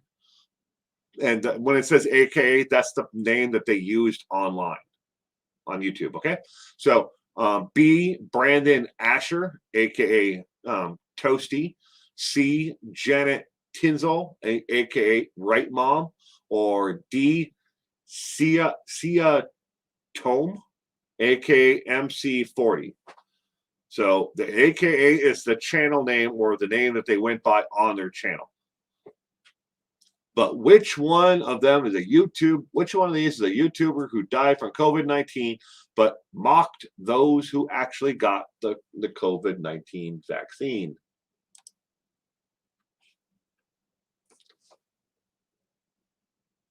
I would like that job. It will. The project I'm working on, just for you, finally arrived from Mexico. It's almost done. Hopefully you'll love it. I made one. It was featured on the news TV. Wow, that's cool, Zelda. Thank you. The crochet lady. E, the crochet lady. So you're guessing E, the crochet lady. I was like, I don't know if to tell you the truth, they all could be crochet ladies. I don't know any of these people. Never heard of them until I looked up, I came up on this trivia question. There's been a few people that have mocked people for that and ended up getting it and being sorry. Nobody, this is an epigenic situation. E, nobody, it's an epigenic situation. I'm sorry, Jet's mom. I'm not sure what an epigenic it means. I'd have to Google it. I'm sorry. I'm just not from in my mind right now. I'm drawing a blank on that. What that means. I know epigenic. I know, or I have in my mind. I have kind of a reference to genes, epigenetic, but I'm not sure if I'm what my mind is matching what what you're saying there. LOL, no crotch. Not the crotch. Crotchety old lady. I refuse to answer any question about COVID-19 because I'm exhausted with the back and forth about the vaccines. Met with love. It's all right, Stephanie. It's all right. I picked this question because I thought it was kind of topical. The crochet lady sounds like an ASMR channel. Does anybody ever watch that ASMR? My son loves AMSR. Gibby, that's the creator's name. She does ASMR, but it actually helps relax him because it doesn't over stimulate him. So, those who don't know, my son has autism, and it's relaxing for him to watch it because it's not overstimulating. A lot of times people put really bright colors or flashing lights or noises in their videos and stuff. But something that like ASMR is very soothing and relaxing for him. So he likes to watch Gibby, especially after we read books at night. He likes to listen to ASMR. So I only like certain AMSR things. People chewing is gross. My AMSR is if someone runs their fingertips on my forehead for a few seconds, it's lights out for me. For F's sake, my kid has autism. Does he, Jet's mom? Well, that's cool. I'm pretty sure I already knew that though, Jet's mom.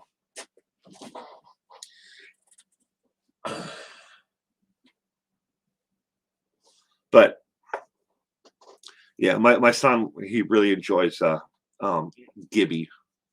It's Gibi, Gibby. All right. The inside of my form. Sorry, this is crazy how the universe puts it all together. Which picked a YouTube star who died from COVID-19 and mocked others for getting the vaccine.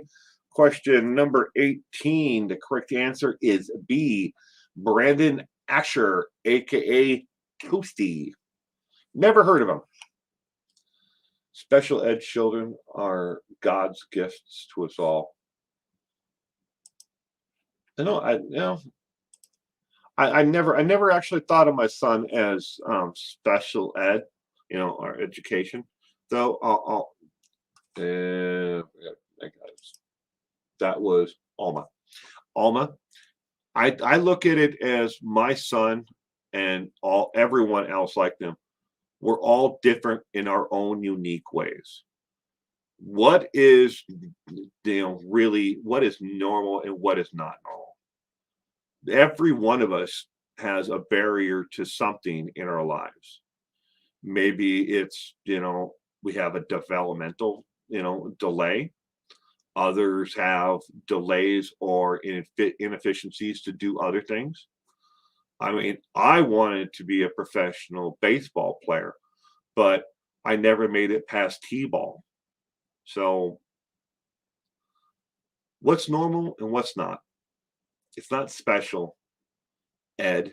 To me, it's you have to figure out what is normal and what's not. I mean, my son is extremely bright, and I refuse to put him in something that in an environment where he's going to be treated differently from other children. Yes, he's going to need help, with education and dealing through the life in itself, but I know you don't mean anything negative from it, but I get that question a lot. And, if my son is he in special ed? He is in a a different class, a separate class. But where he's at, we made sure he's not separated from the actual other peers of his age who don't have a disability or a barrier to education. They're all in the same classroom, so they're not divided. So they're no different from any other children in the school. But you got to be an advocate for your children and do the best you can. Everybody does. Lack common sense. All right. Most commonly, the motive for serial killers to associate with, according to serial killer database, what is the most commonly the motive for serial killers is associated with what? What is their motive? Is it sexual desire, feeling of power, mental health issues, or money?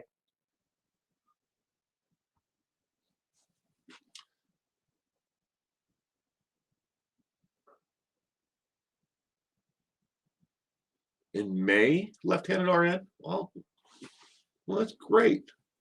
He's got a bright future ahead of him. Cousin who has Down syndrome, and I get you. For the first child I ever met, Alma, with Down syndrome, was my mom, and had a really good friend, and they were told they had a daughter, and they were told that they would never be able to have a second child. And kind of like it mirrors kind of like the story of mine and my wife, in a lot of ways. But they went 20 years, without being able to ever conceive another child. And the doctors had told them, it's not just him, it's you and him, the two of you. Medically, it's just never going to happen. So they went out of their way and they adopted a little boy who had Down syndrome. His name is Danny. And Danny is, my gosh, he's the most loving individual I've ever met in my life. I've never met anybody who just wants to be loved and accepted so much in this world. But they raised him as their own. He's now an adult. It's been quite a long time. But not only that, but not one, but 2 years later, they had triplets. Ta-da! But yeah, the doctor said they'd never be able to have another child after their daughter. They adopted Danny, and they loved that boy. Unfortunately, both of my mom's friends have now passed, and Danny's lost both of his parents. But he's got his big sipper. All right. For question number 19, the correct answer is B, as in boy. Feeling of power is most commonly the motive of serial killers is associated with what? 19 is B. Question number 20. What is the most common killing method for serial killers? All right. If you were here when the stream started, this is the question that I was referring to. What is the most common killing method of serial killers to kill victims? Is it A, stabbing, B, strangulation, C, bludgeoning, or D, drowning? What is the most common? You may not know the answer to this, and it's not your fault. So many different websites and trivia sites out there on this have the wrong information. According to the National Institute of Justice, along with the FBI, the correct answer is the answer I am about to give you here in a little bit. It is not what the internet says the answer is.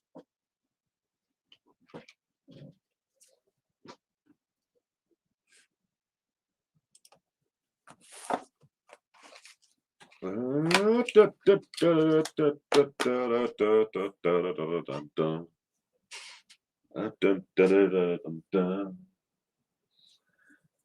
did my cane get all the way over there? Ow. I'm still here. I just have to get a bottle of water. I'll be right back. Don't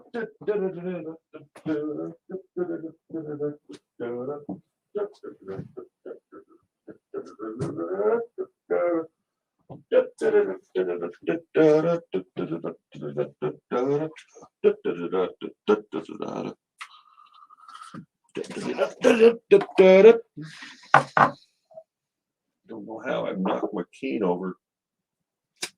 But I did. Where are you using?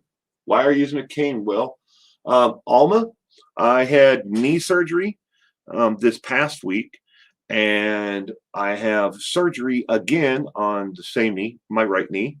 On the 28th, I have a pre-op appointment for knee surgery, and on November 5th, I'm going in to have the pteral medial collateral ligament replaced. I think that's what it's called. I had it written down, but apparently I still don't have it here in my my office. But they have to find a donor ligament from a cadaver, so that's why it's taking so long. But I'll have that done on November 5th. I cannot bear my entire body weight on my right side right now, so yeah, it was one of those things when I was talking to my orthopedic surgeon. It had been hurting and locking up on me for about 6 months prior, but he told me, well, ignoring it didn't help you. I tried though. You need both knees replaced, Zelda? Ouch.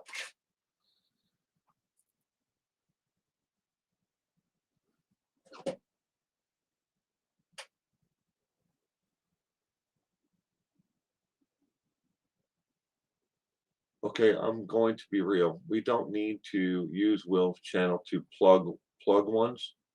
I'm done with reading about it. What are we plugging?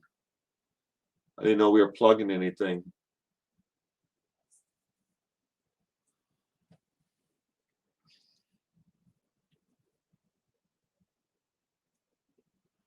Yep, Alma. I on my left arm, I had nerve replacement surgery, MCL, medial collateral ligament. Yeah, but left hand RN, I'm having the pteral, whatever that is. I think that's what it's called. The PCL. It's torn lengthwise and across. It cannot be repaired. Cool. Yeah, however I said it, I'm probably saying it wrong. I had it written down, and I also had the stupid sheet from my doctor, the just what they call it, the synopsis of what they're going to be doing. Oh, Alma, my warranty expired, sweetheart, as my wife would say. I've had, both my knees. I've had orthoscopic surgery on before. I have a 3/4 replacement of my left knee. My right knee is completely destroyed now. I've had back surgery. I've had arm surgery on both arms, and on my shoulder, and on my collarbone, back. My warranty is definitely expired. While you're in the service, right? No accident. An accident. A lot of this. Oh, my comment wasn't about Molly. That just wasn't sure what it was about, Jamie. No, none of this. Well, my arm originally, my left arm, was a service-connected injury, but the surgery that I had, where I had the stitches and the nerve replacement, that was years later. Years later. 'Cause I was originally told that they couldn't do anything about it to fix it. And then I went in. I wasn't even there for my left arm. I was there for my right arm because I fell through a. I was working in the attic, cleaning out the attic of her old home, and I was dangling, and I dislocated and messed up the cartilage in my arm. And I was there for that, and my doctor just happened to notice that my left hand, all my fingers are curving, and I was told that by the doctor back then that I was going to eventually lose my hand, all my finger curve. I was originally told that my left hand, all I was going to be able to do was hold a pen like Bob Dole. That they told me that's what I was going to eventually do. I was going to lose all of it now, and my hand was going to end up like Bob Dole's because I have basically the same injury that Bob Dole had. So they told me this is what I was going to look forward to. And I walked in, and my doctor's like, "What the hell's going on with your fingers?" And I'm like, "Oh," and I showed him the injury. He's like, "You're much too young to have lost all that muscle in your hand and arm." And I'm like, "Yeah." He's like, "I can fix that." I'm like, "Sure you can."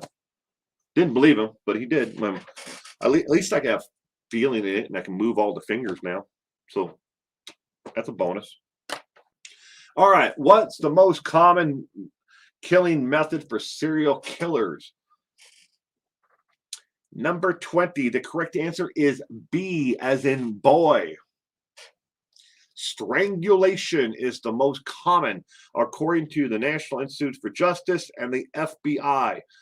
Online, you will find a lot of places will say the most common method for a serial killer to kill a victim is to shoot them or to stab them, and it's not right.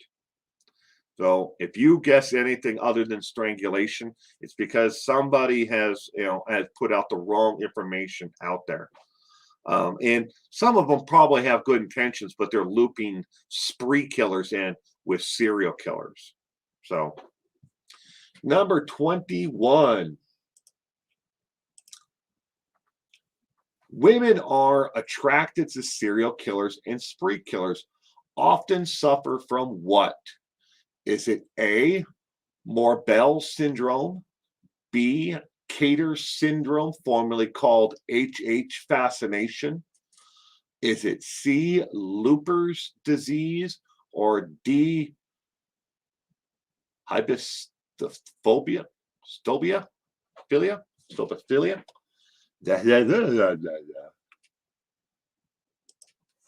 A, B, C, or D?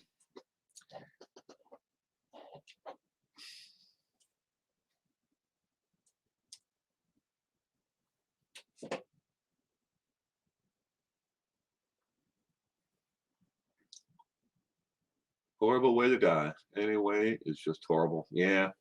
Will, did you check your EDS, aka Esther Danlos syndrome? It's joint issue ligaments go bad. I don't think so, Zelda. D, you just read about that? Stephanie's going with E. Crazy. Cray cray. Added E for stupid syndrome. LOL reminds me of the Norm Macdonald as Bob Dole. Yeah.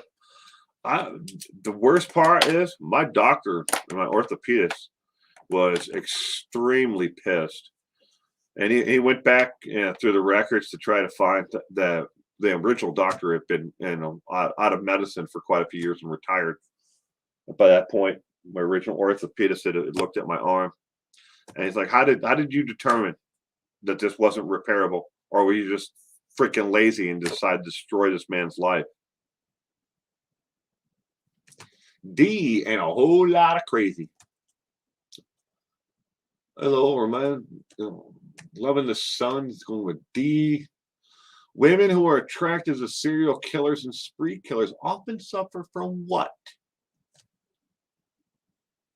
Got a lot of D's and E's. Singleton's going with B or stupidity. Starfire's going with B. D and a whole lot of crazy. Well,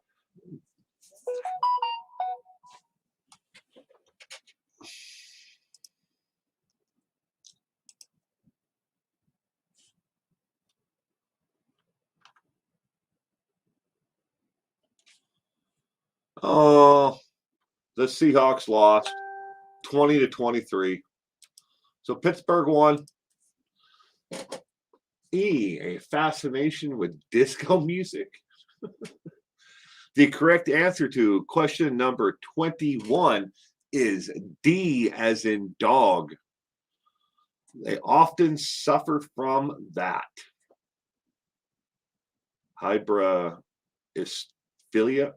stophilia, whatever. All right. Almond likes disco music. I don't have any disco albums here. I have some in the house, but they're probably not the kind of disco you like. Well, I have the Bee Gees in here somewhere, but I have Disney disco albums. I'm sorry, but I have Donald Duck disco music, Mickey Mouse disco. If those are in the house, along with the Scooby-Doo records and stuff like that. The Smurfs. I have them though. Question number 22. Jeffrey Dahmer was a sick man. He had to learn his craft somewhere. Who taught Jeffrey how to correctly preserve his victims by doing so with animals? Who taught him? Was it A, his father, B, his uncle, C, his mother, or D, his brother? Jeffrey Dahmer was a sick man. He had to learn his craft somewhere. Who taught Jeffrey how to correctly preserve his victims by doing so with animals? Oh, you like rap?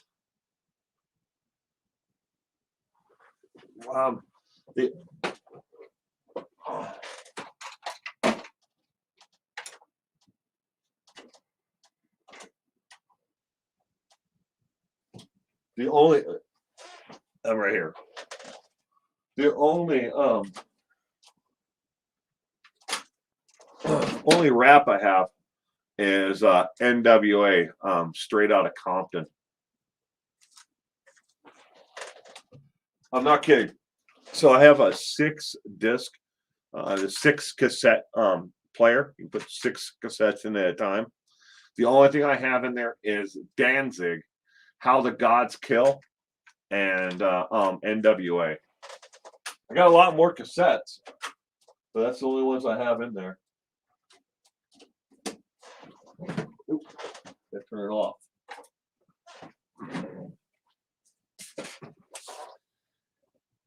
He was a lousy embalmer. Barry Morphew. No, you don't like rap? I like all kinds of music. I have everything here. R&B, jazz, contemporary, and then I have a sort of, I only have a section by Bob Dylan, Johnny Cash, and then a country, classical. I have it broken up by Eazy-E died from AIDS. He did. Died of complications of the AIDS.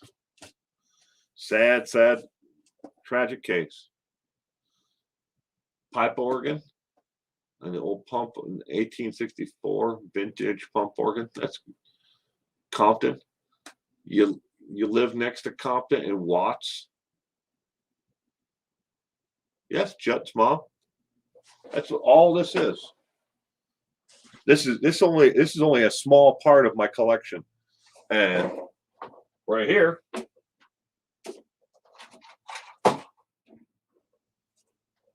is the record player.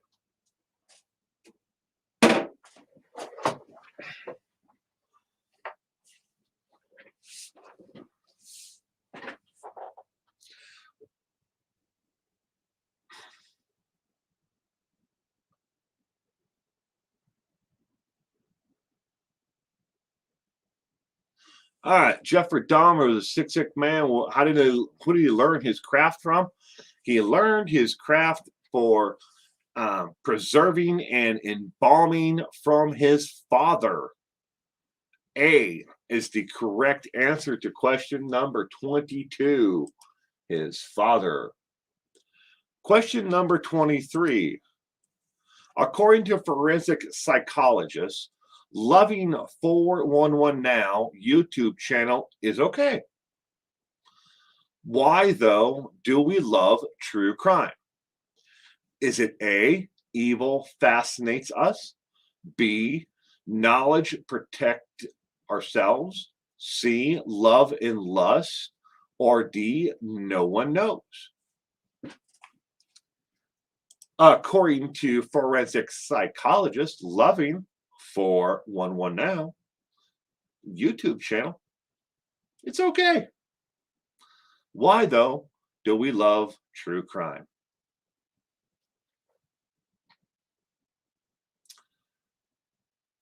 Zelda, you had the first quadraphonic sound system in 77. Only album I have is by The Who. That is on, it's a quadrophenia album that was meant for the quadraphonic system. So only album I have. And before anybody asks me, I got this, a lot on Instagram. Like, why do I have all my records here?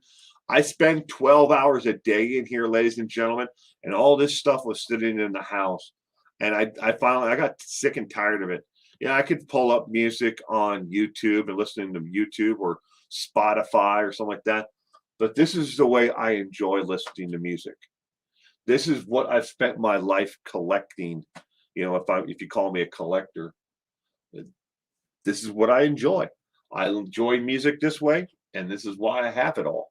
And again, this is not even maybe 25% of my total collection. And I've got boxes and boxes down below underneath this table of 45s. I don't have any 78s. I gave them all away. E, we don't love it.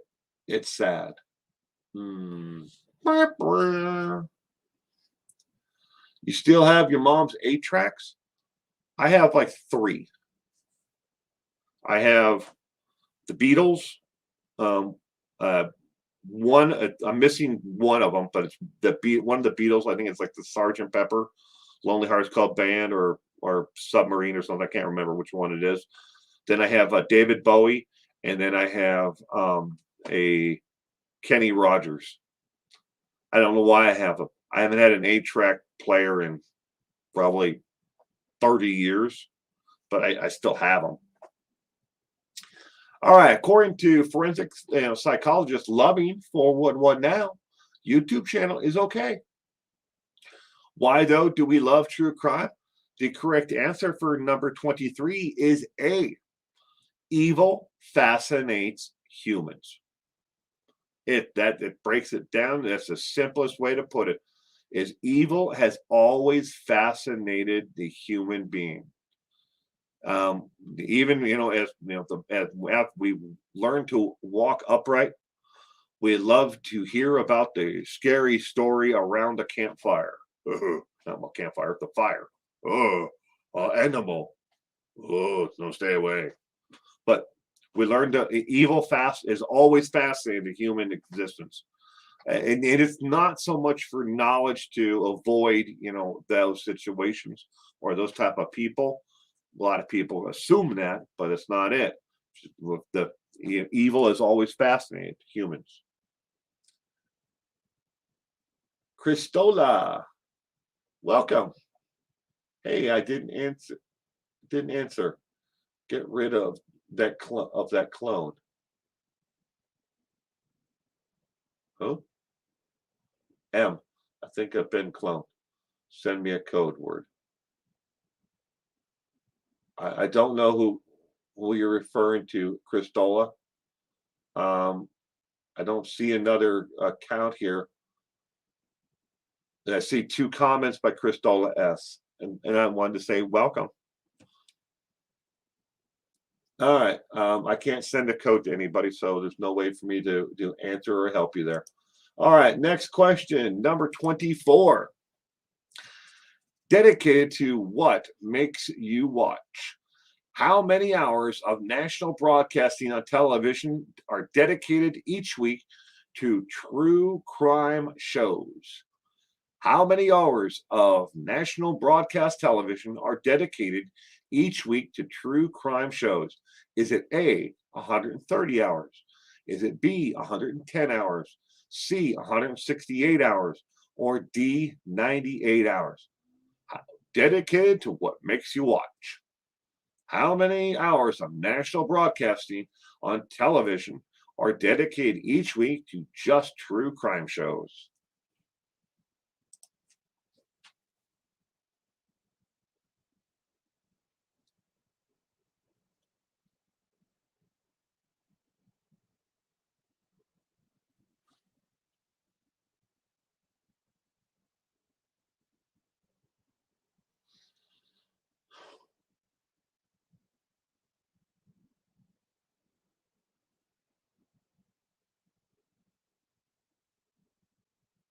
Law enforcement officers get tired of true crime. Too much exposure up close and personal. Love the Sun 100 says D. Oh, we'll look at on YouTube. The Lord's Prayer on vintage pump organ. Oh yeah, Zelda's video on the Lord's Prayer. Got to watch it, ladies and gentlemen, if you can. I mean, everybody can. It's on her YouTube channel. Frozen says Charlie.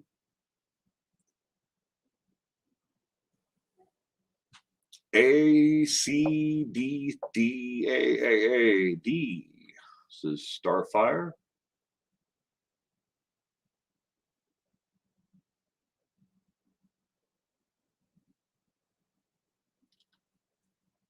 Oddly worded question, but I'll guess D. Yeah, I didn't pick how this one was worded, but just break it down to how many hours of national broadcasting television are dedicated to true crime shows. But I just mom, I posted your link in my Discord and I was listening. Well, thank you, Jets mom. Right card, AA. All of mine, all of my making hours. LOL.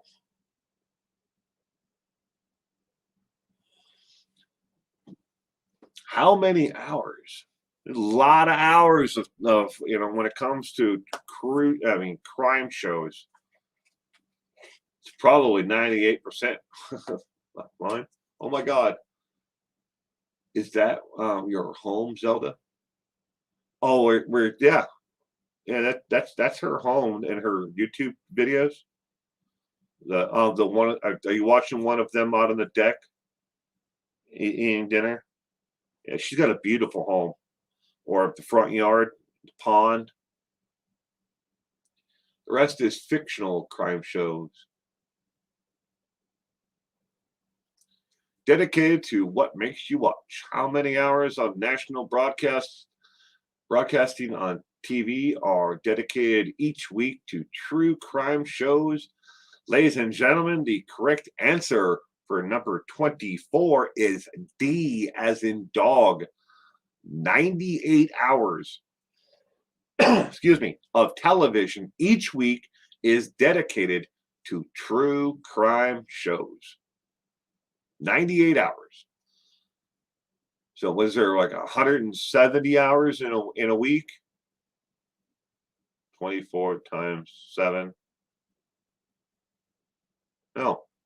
It's 168 hours in a week, but the 98 of those hours are dedicated to true crime shows. But I also love the doggies. All right. Next question, number 25. What is the third most watched and downloaded content on the internet after sports and crime shows? What is the third most watched? And downloaded content. Is it A, failure videos of all kind, B, cat videos or cute animals, C, love stories, or D, seasonal movies? What is the third most watched and downloaded content? That's a good question.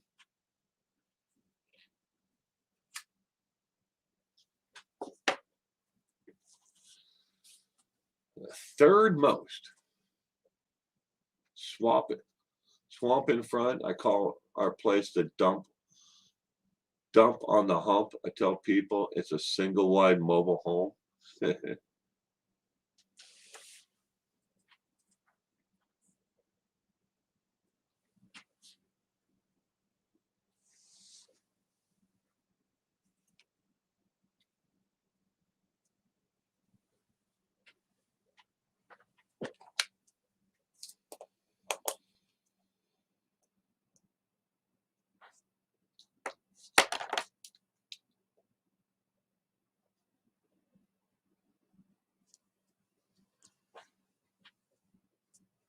E, the crochet lady.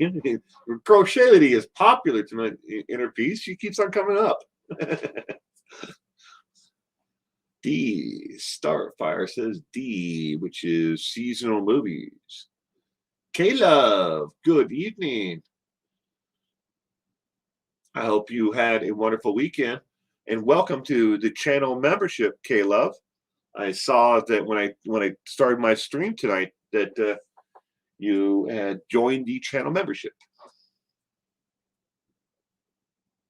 You're curious about the toast guy? Stephanie Fisher, F, Bob Ross.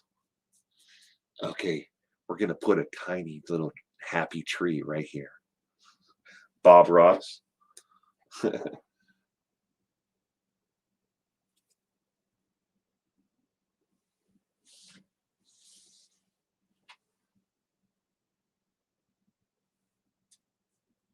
Well, are you smoking? Because I'm out of smokes. Oh, yes, as Singleton, I am. And I hate to admit it, though, but this medication that I'm on, I have found myself smoking a heck of a lot more since I've been taking this stuff than I probably have in a while. I think maybe because I'm immobile and I'm just sitting in one spot. I don't know, but I definitely have.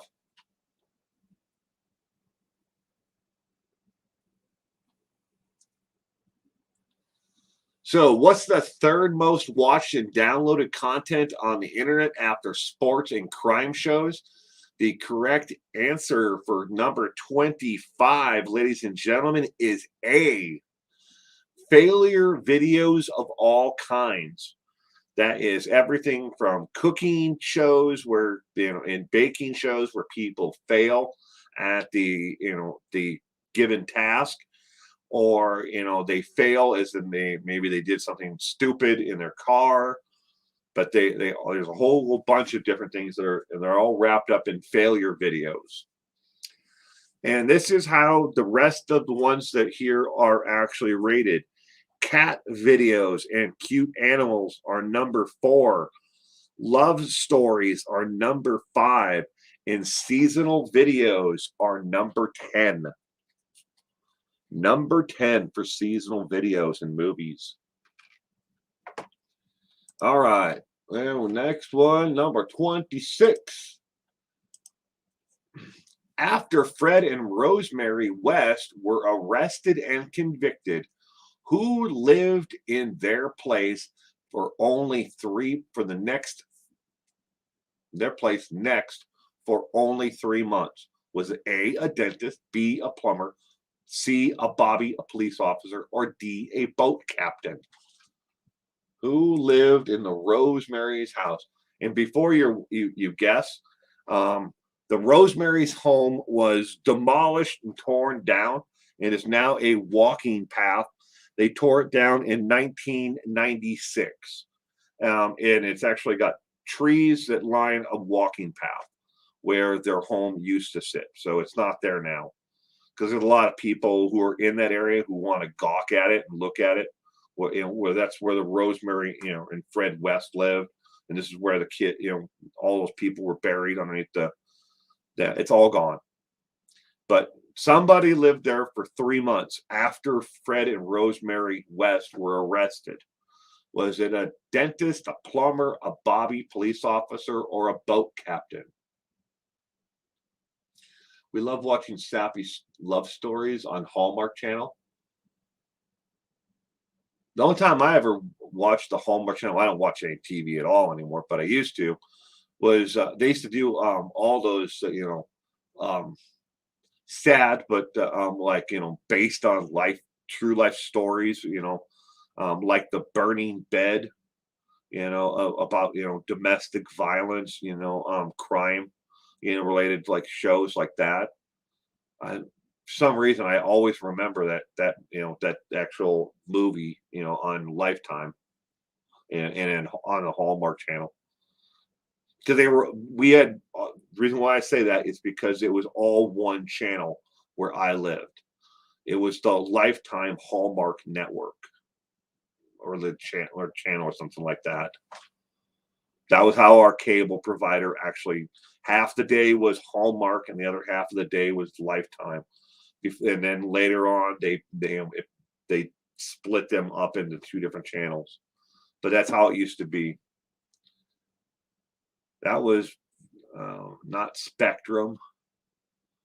Who was it? Charter? I think it was Charter.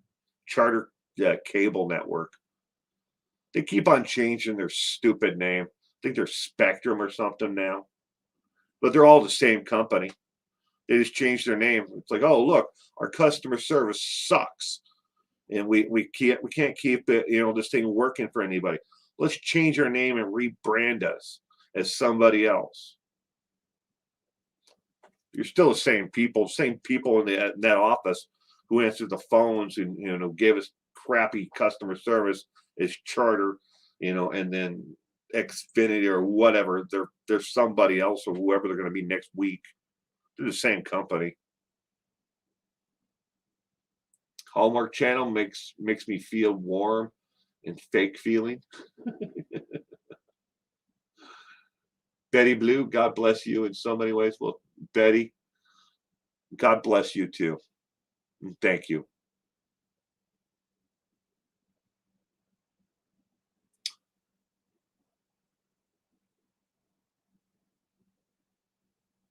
You took up eating instead of smoking, Zelda? All right. Question number 26. After Fred and Rosemary West were arrested and convicted, who lived in their place for only the next 3 months? Number 26 is A dentist lived in their home for 3 months. He lived there off and on. He was traveling in and out of the area for conventions and doing surgeries, orthodontal surgeries. And they needed a place. He didn't really live there full time, but he did hold residency there for 3 months. But like I said, the home and everything was torn down in 1996 and is currently a walking path. There is no address box anymore for the home. It doesn't exist at all. But it's if you see the pictures online, it's a walking path and there's trees along it. Kind of a memorial, I guess, or whatever the reason was. They didn't plant trees anywhere else except for along that walking path. All right. Number 27. Which serial killer was caught because he left a bloody footprint on a victim? Was it A, the Long Island Killer, B, the Green River Killer, C, the Golden State Killer, or D, the Night Stalker? Which serial killer was caught because he left a bloody footprint on a victim? Why did they only live there for 3 months? He was individual, a dentist. He was, like I said, he was traveling in and out of the area to do orthodontal surgery. I think that's what you call it. He's like an orthodontist, so right. But he's a dentist, orthodontist. But he was traveling in and out of the area to do surgery, like orthodontal surgery or something like that. And he only used the place for 3 months because that was what he was doing. I guess maybe he travels around or something. I don't know. E. Bigfoot. Richard Ramirez says Reichart. Happy Indians for the West property. Calling the cat lady. Renee Davis. Good evening. I hope you had a wonderful week, Renee. Sorry for coughing at the microphone, ladies and gentlemen. I know this one's really, really sensitive. D, thanks.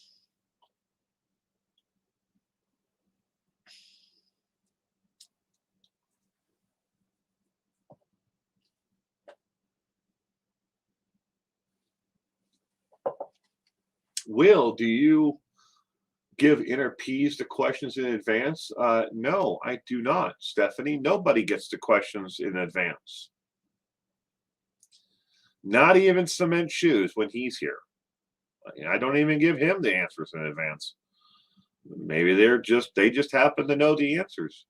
They never caught the Long Island killer, says Starfire.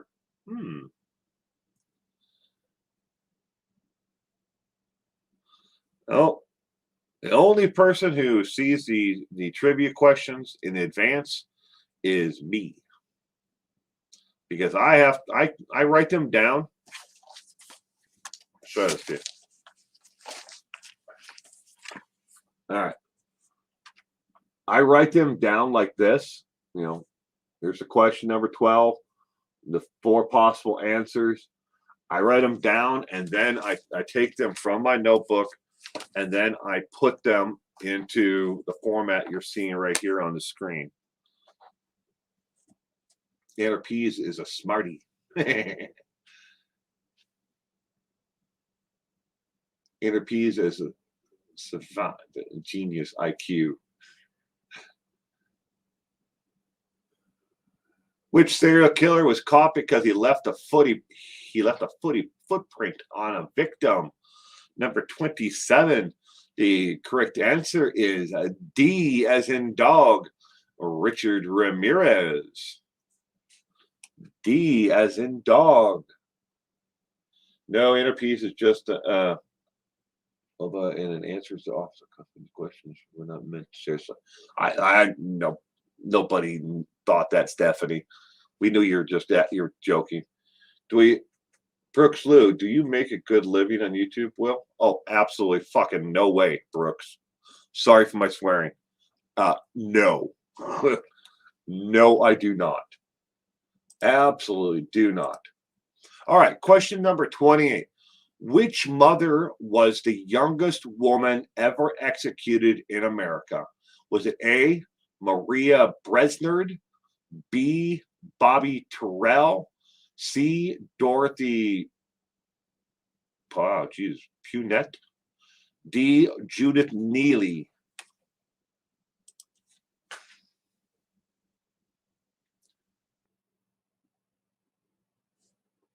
Well, thank you, Renee. I'm glad you like my haircut. I felt so good after I got my haircut. It drives me nuts to have long hair. It really does. But yeah, I was more than happy to get in. It's just because of COVID, man. It just screwed up my entire life. The barbershop I've been going to since I was a little kid, they're booked up, and you have to make an appointment to get in. And there's only 3 barbers left, and they have 8 chairs, but there's only 3 barbers left there. And my other options is Great Clips, or the other option is a local. It's like a beautician school and hair place for women. You can get a pedicure or manicure, and you get your hair done. And I'm like, That's the only options I have in my area to get your hair cut at. So it took forever, but I finally got in. I got my hair cut. I was like, yes. YouTube sucks money out of the pocket, but some enjoy having YouTube channel. Oh, don't get me wrong, Zelda. I mean, I may not make any money at this, and I'm definitely going to go broke doing this. But I really enjoy what I'm doing. I would not be here if I didn't enjoy it. And I really hope that everybody else who watches my content, and takes part in these, streams, and trivia night, I hope you are all enjoying it because, at the end of the day, that's the one thing that makes this all worth it to me is that you're getting some benefit out of this entire conversation and the streams and the content that I provide. But yeah, again, I'm not making any money at this. No, not a chance. I mean, you would have to be, some huge YouTube channel to make any money at this. So, Matt Burgess, you can't even spike hair now. Or third option, a mirror and a pair of scissors. I could have. Yeah. During the COVID shutdown, I had my wife trim my hair. I had her do that once. Myself haircut first time was bad. I just let my hair grow, and now it's down to my shoulders. Screw hair cut appointments. Will is a millionaire. Just joking. No, I wish I was, right, Cart. I really wish I was. I worked constantly. I worked for a government contractor for quite a few years. I was with different contractors come and go, but you basically stay in the same position. I was there for 10 years, and I saved my money, and that's what's gotten me through all this time I've been on YouTube. Was planning ahead. I didn't just all of a sudden decide to quit my job one day and never go back. I mean, it did come to that point in a nutshell. One contract was ending, another contractor was taking over. And I just walked into my boss's office one day and I said, you know what? I'm just not going to do this anymore. I'm out of here.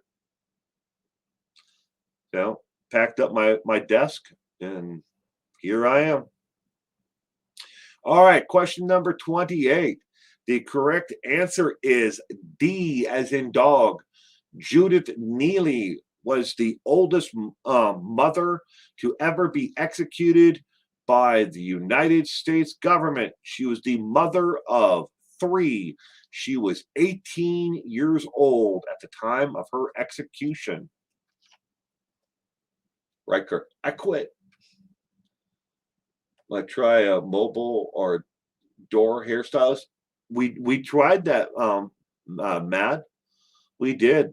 We seriously, all of us, not just me, my wife, my daughter, when we all looked into mobile hairstylists, and that was something that kind of caught on later on as stuff was actually starting to catch open back up again. But yeah, we looked into that. Now we've got all kinds of services that are mobile. You don't even have to go out and get a massage anymore. Now they come to your door, to your home, and do it. You can get all kinds of things. I can get shots, like a shot of like whiskey.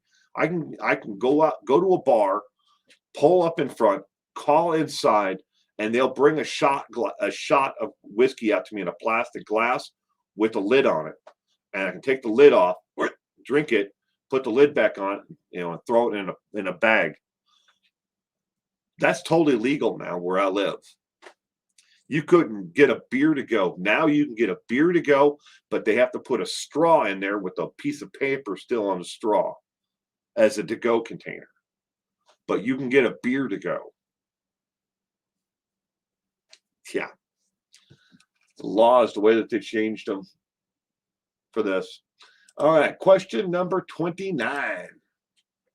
How did Jerry Brudos commit murders at home without his wife knowing? Was it A, he did it while she was asleep? B, he drugged her? C, didn't allow her access to the area without permission? Or D, locks on doors? How did Jerry Brudos commit murders at home without his wife knowing?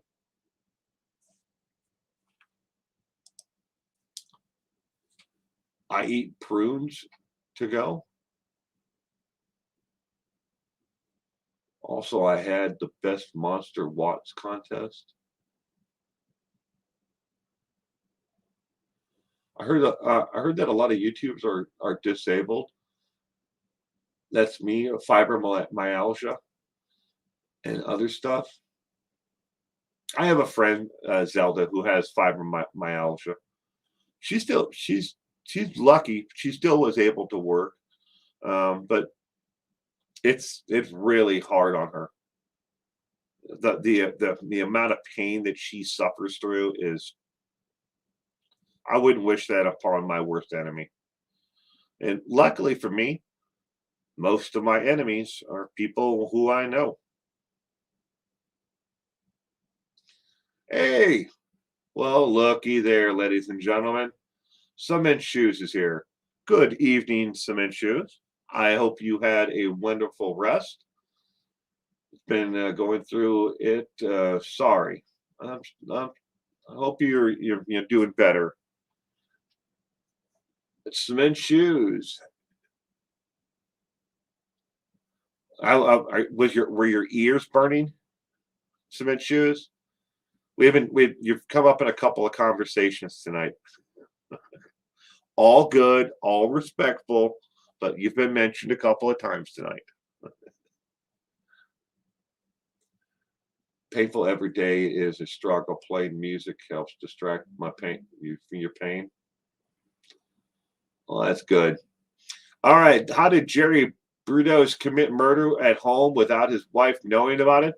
The correct answer, ladies and gentlemen, is C, as in cat.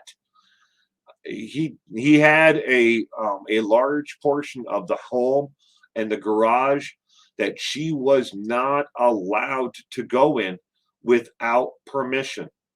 She didn't open the doors to him, nothing, and nothing was locked to forbid her from ever just reaching over and grabbing the door handle and opening those areas or walking into the garage.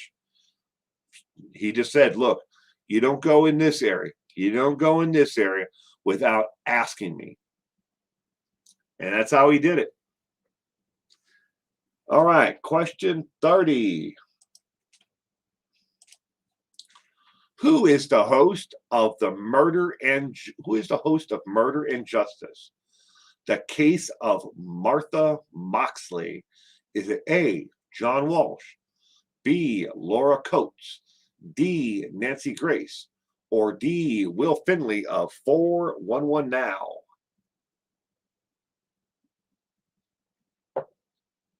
Who is the host of Murder and Justice, the Case of Martha Moxley? Oh, hell. You're already on number 29. 50 questions tonight? No. There's actually 30 with one bonus, sir. But you can always watch it and rewind. And before I forget tonight, ladies and gentlemen, if you enjoyed this content, don't forget to give it a thumbs up. I appreciate it. Good grief. Hazel says, D, Will.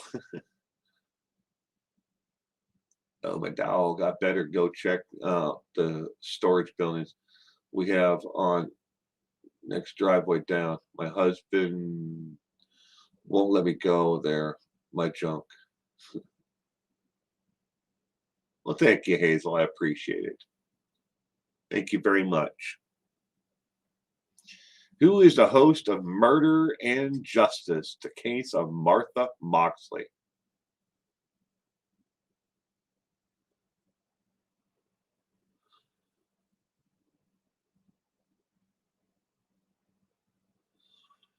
who is the host of Murder and Justice, the case of Martha Moxley, Ricardo Montalban. I don't think that's it, but it could be. Ow.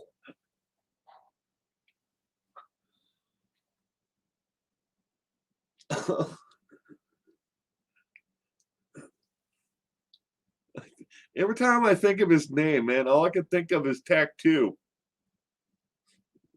Little guy in his white suit. They're playing. They're playing.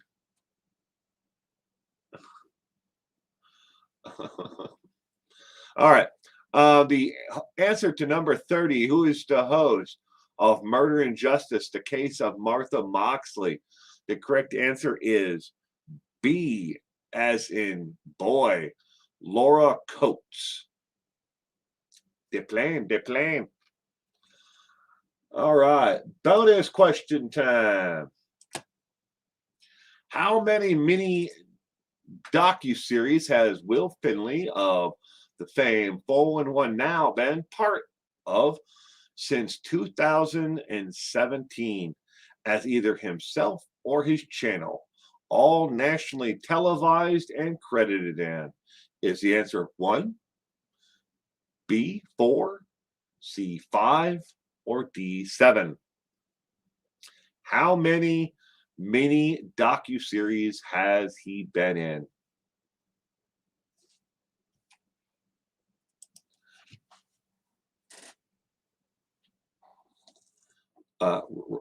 Reichart, Laura Coates. The answer was B. The guy who is losing his mind, according to Duty Ron.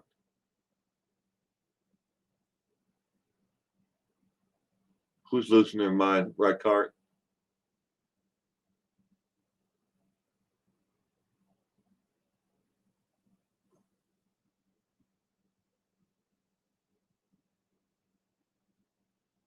I'm going to say 1, but hope I'm not lowballing you. 1, Vice. I definitely did one on Vice. Vice, one on Vice, at least one on Vice. I'll give you that. A, one on Vice. B,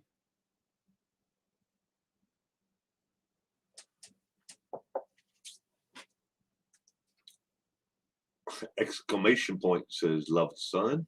A, Renee Davis. D,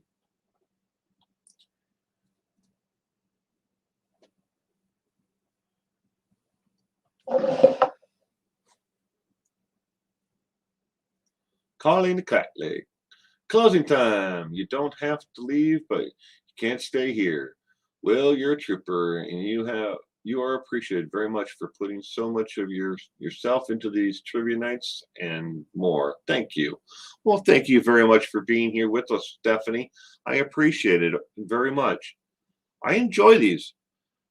And I learn a lot by going through these, and coming up with these questions. I've also learned that there are some sites you just cannot trust when it comes to trivia questions. I don't know where they get their answers and questions from, but all right. So the bonus question, the answer, ladies and gentlemen, is B as in boy, 4. So I've done one on Vice. That is true. I did another one on ABC News out of New York. And I did one on the BBC. I don't know if that aired or not. I think it did. They paid me, so I don't care. And the last one I did was on a channel for, I want to say that they're affiliated with another like Vice or they do news and mini series, but I've done 4. The last one I did was on the discovery of William Molt. That's how that's how you pronounce his last name. I was on And that's not counting the ones where people have used me in them, like the Lifetime Network one, where they used me, my video, and my likeness in the opening credits for the Christopher Watts documentary. They called it a documentary. I don't know, it was more of a tabloid, documentary than anything else. But they never cleared that with me. They never asked me. They never paid me. Nothing. They used me in the opening credits, the opening shot of that. They used me in the print material, and they used me in a promotional video for that documentary. Never paid me a dime. My attorney says I should sue them, but I never did. I was like, what are they going to do? They're going to give me a couple $100 for it, and I'm going to end up spending probably about the same amount, in legal fees to try to get it. So, yeah, my attorney, said that would be a worthwhile, venture to sue him just to make an example out of him. I guess but I never did. I liked working with Vice TV, and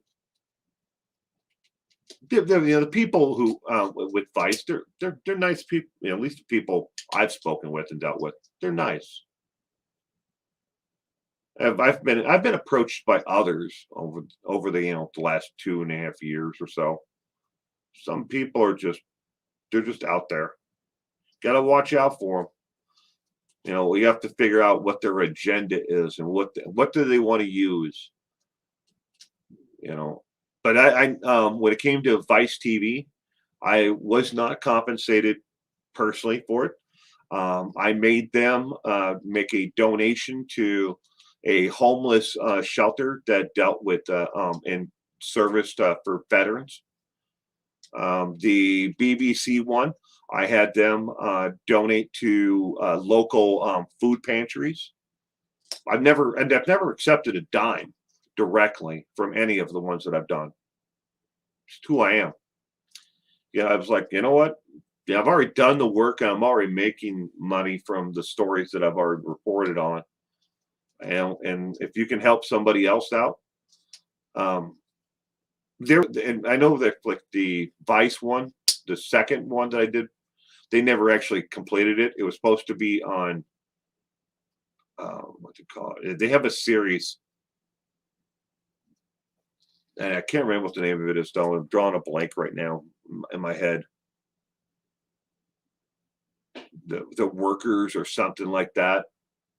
I can't remember. I'm drawing a blank on it. I know it's going to come to me like at 3:00 in the morning, but they never did air that one though. It's kind of sad because I wanted them to make a donation to domestic violence, shelter, but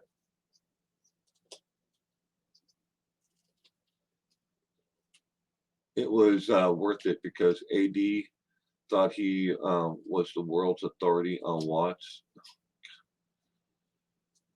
Please tell Will where we can watch your docuseries. Rotary Dial?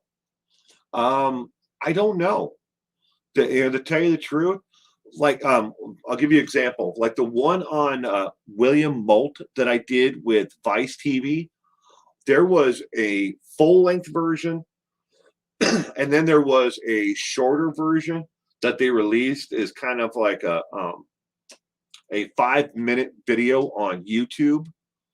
A lot of them, the videos that Vice does on YouTube, are to promote other larger shows that they do on their actual cable network show on Vice TV or Vice TV BBC for their BBC channel.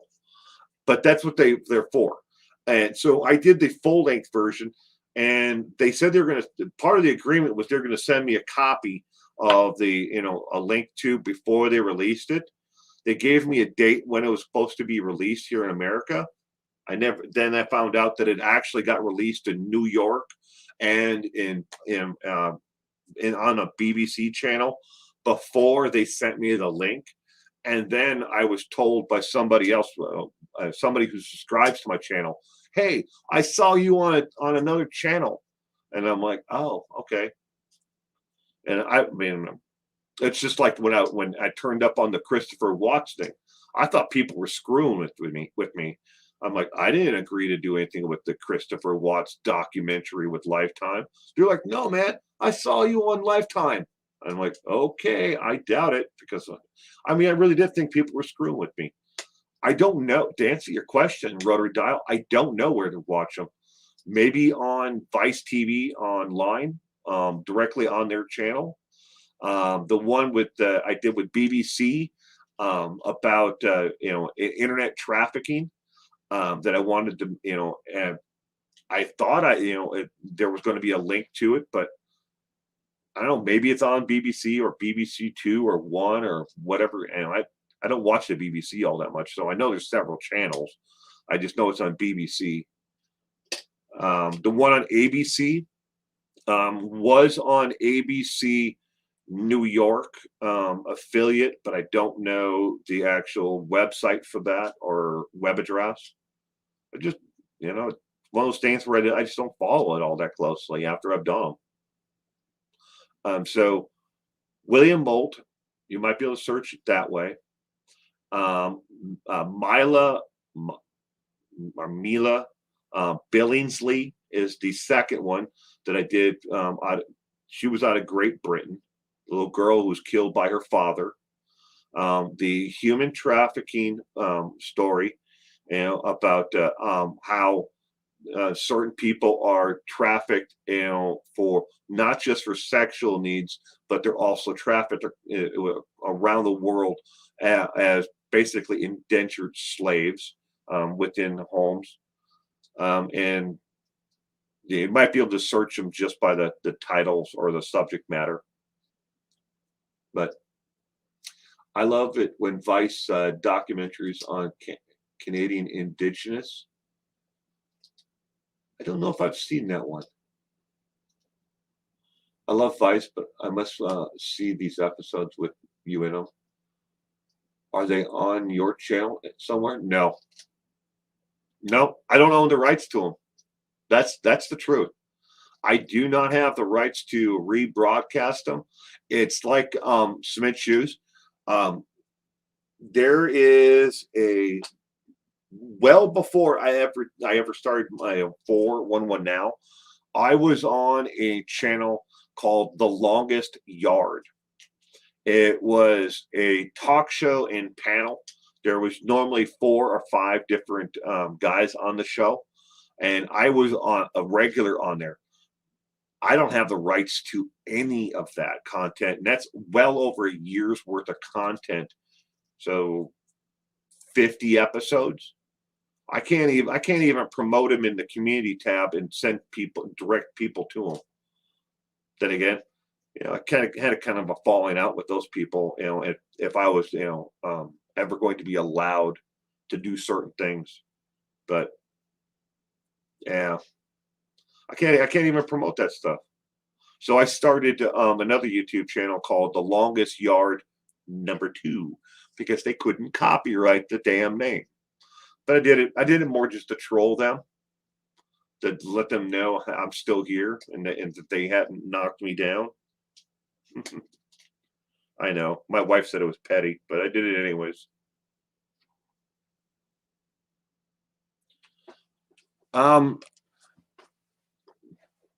So super something. It's almost there. Super server. It's the name of the series on Vice TV. It's like Super Server or Super something. But if you go to Vice TV, and you might be able to find it that way, either the full version or the smaller version. One version is 19 minutes, and the other one is like 6 minutes, 5 minutes, somewhere in there. But William Molt, Molt. He was the guy that was found in Florida. on GPS. He had been dead and in his car for quite a long time. I can't remember how long now, but he was discovered by a school employee um, in that video. Well, they miscredited some of the information in there, but a school employee who was contracted to make sure that school bus stops were meeting the needs of the children in his area. And he just happened to be looking at GPS data and pictures and said, "What the hell's that in that retaining pond?" And it turned out to be William Molt and his car. But they also in that Vice series, they forgot to credit Adventures with a Purpose. They helped in that. They didn't credit them correctly in the smaller version. And Searchers Unknown of Miami-Dade County. They didn't credit them, but I'm in there, and you actually see the name on the screen, 411 now. But it's like I said, sometimes you just have, you have to. It's kind of like a crapshoot. You sign these agreements to do things, with these different companies. Major media outlets. They either they credit you. Some of them won't. Some of them just don't give a rat's ass, about you as an individual. You're just footage because it's their legal department will take care of it later on if they make a mistake. But overall, I have nothing but great things to say about working with Vice TV. There's a couple other ones, channels like that that have approached me over the years, over the last 3 years, let's just say 2.5 years, that I won't work with. So can we see you on The Longest Yard? If I had the links to it, I don't even know if they have their content on YouTube anymore. The channel was actually shut down, Broken Justice, because they were using actual footage from the NFL on their channel without approval from the NFL. The NFL is extraordinarily protective of their actual content. You can't rebroadcast it. You can't show their logos. You can't show, the faces. They copyright the piss out of everything. And they showed the NFL logo in quite a few episodes of the show. And that's what shut the channel down. I don't know if any of it's even on YouTube anymore. But if you search Longest Yard 2, you're going to find me. I don't think there's any content on the channel anymore. My wife made me take it down because she said it was petty to troll them. That was before. But yes, I can be petty. Especially when people, I think, have wronged me. It's 10 p.m. in Mesa, Arizona. Well, Matt, it is 10:08 here. So we're in the same time zone, Pacific Daylight Time. Well, we're going to wrap it up there, everybody. I hope you all enjoyed the trivia tonight. Next Sunday. Next Sunday is music trivia all over again. Music trivia next weekend. Yep. Got 30 questions right now. I do not have any bonus questions written down, but I have 30 questions for next weekend. Music trivia. I hope you all enjoyed it. If you did, give it a thumbs up. If you didn't like it, give it a thumbs down. But make sure you click that thumbs down button twice. Make sure YouTube really knows you didn't like it. Click it twice. But I hope everybody has it's 6:08 a.m. in England, 109 in Montreal. Ricky, Nikki. Oh, Nikki. Sorry, don't have my glasses on right now. Nikki. It is AM where Nikki is. Nikki Galdry.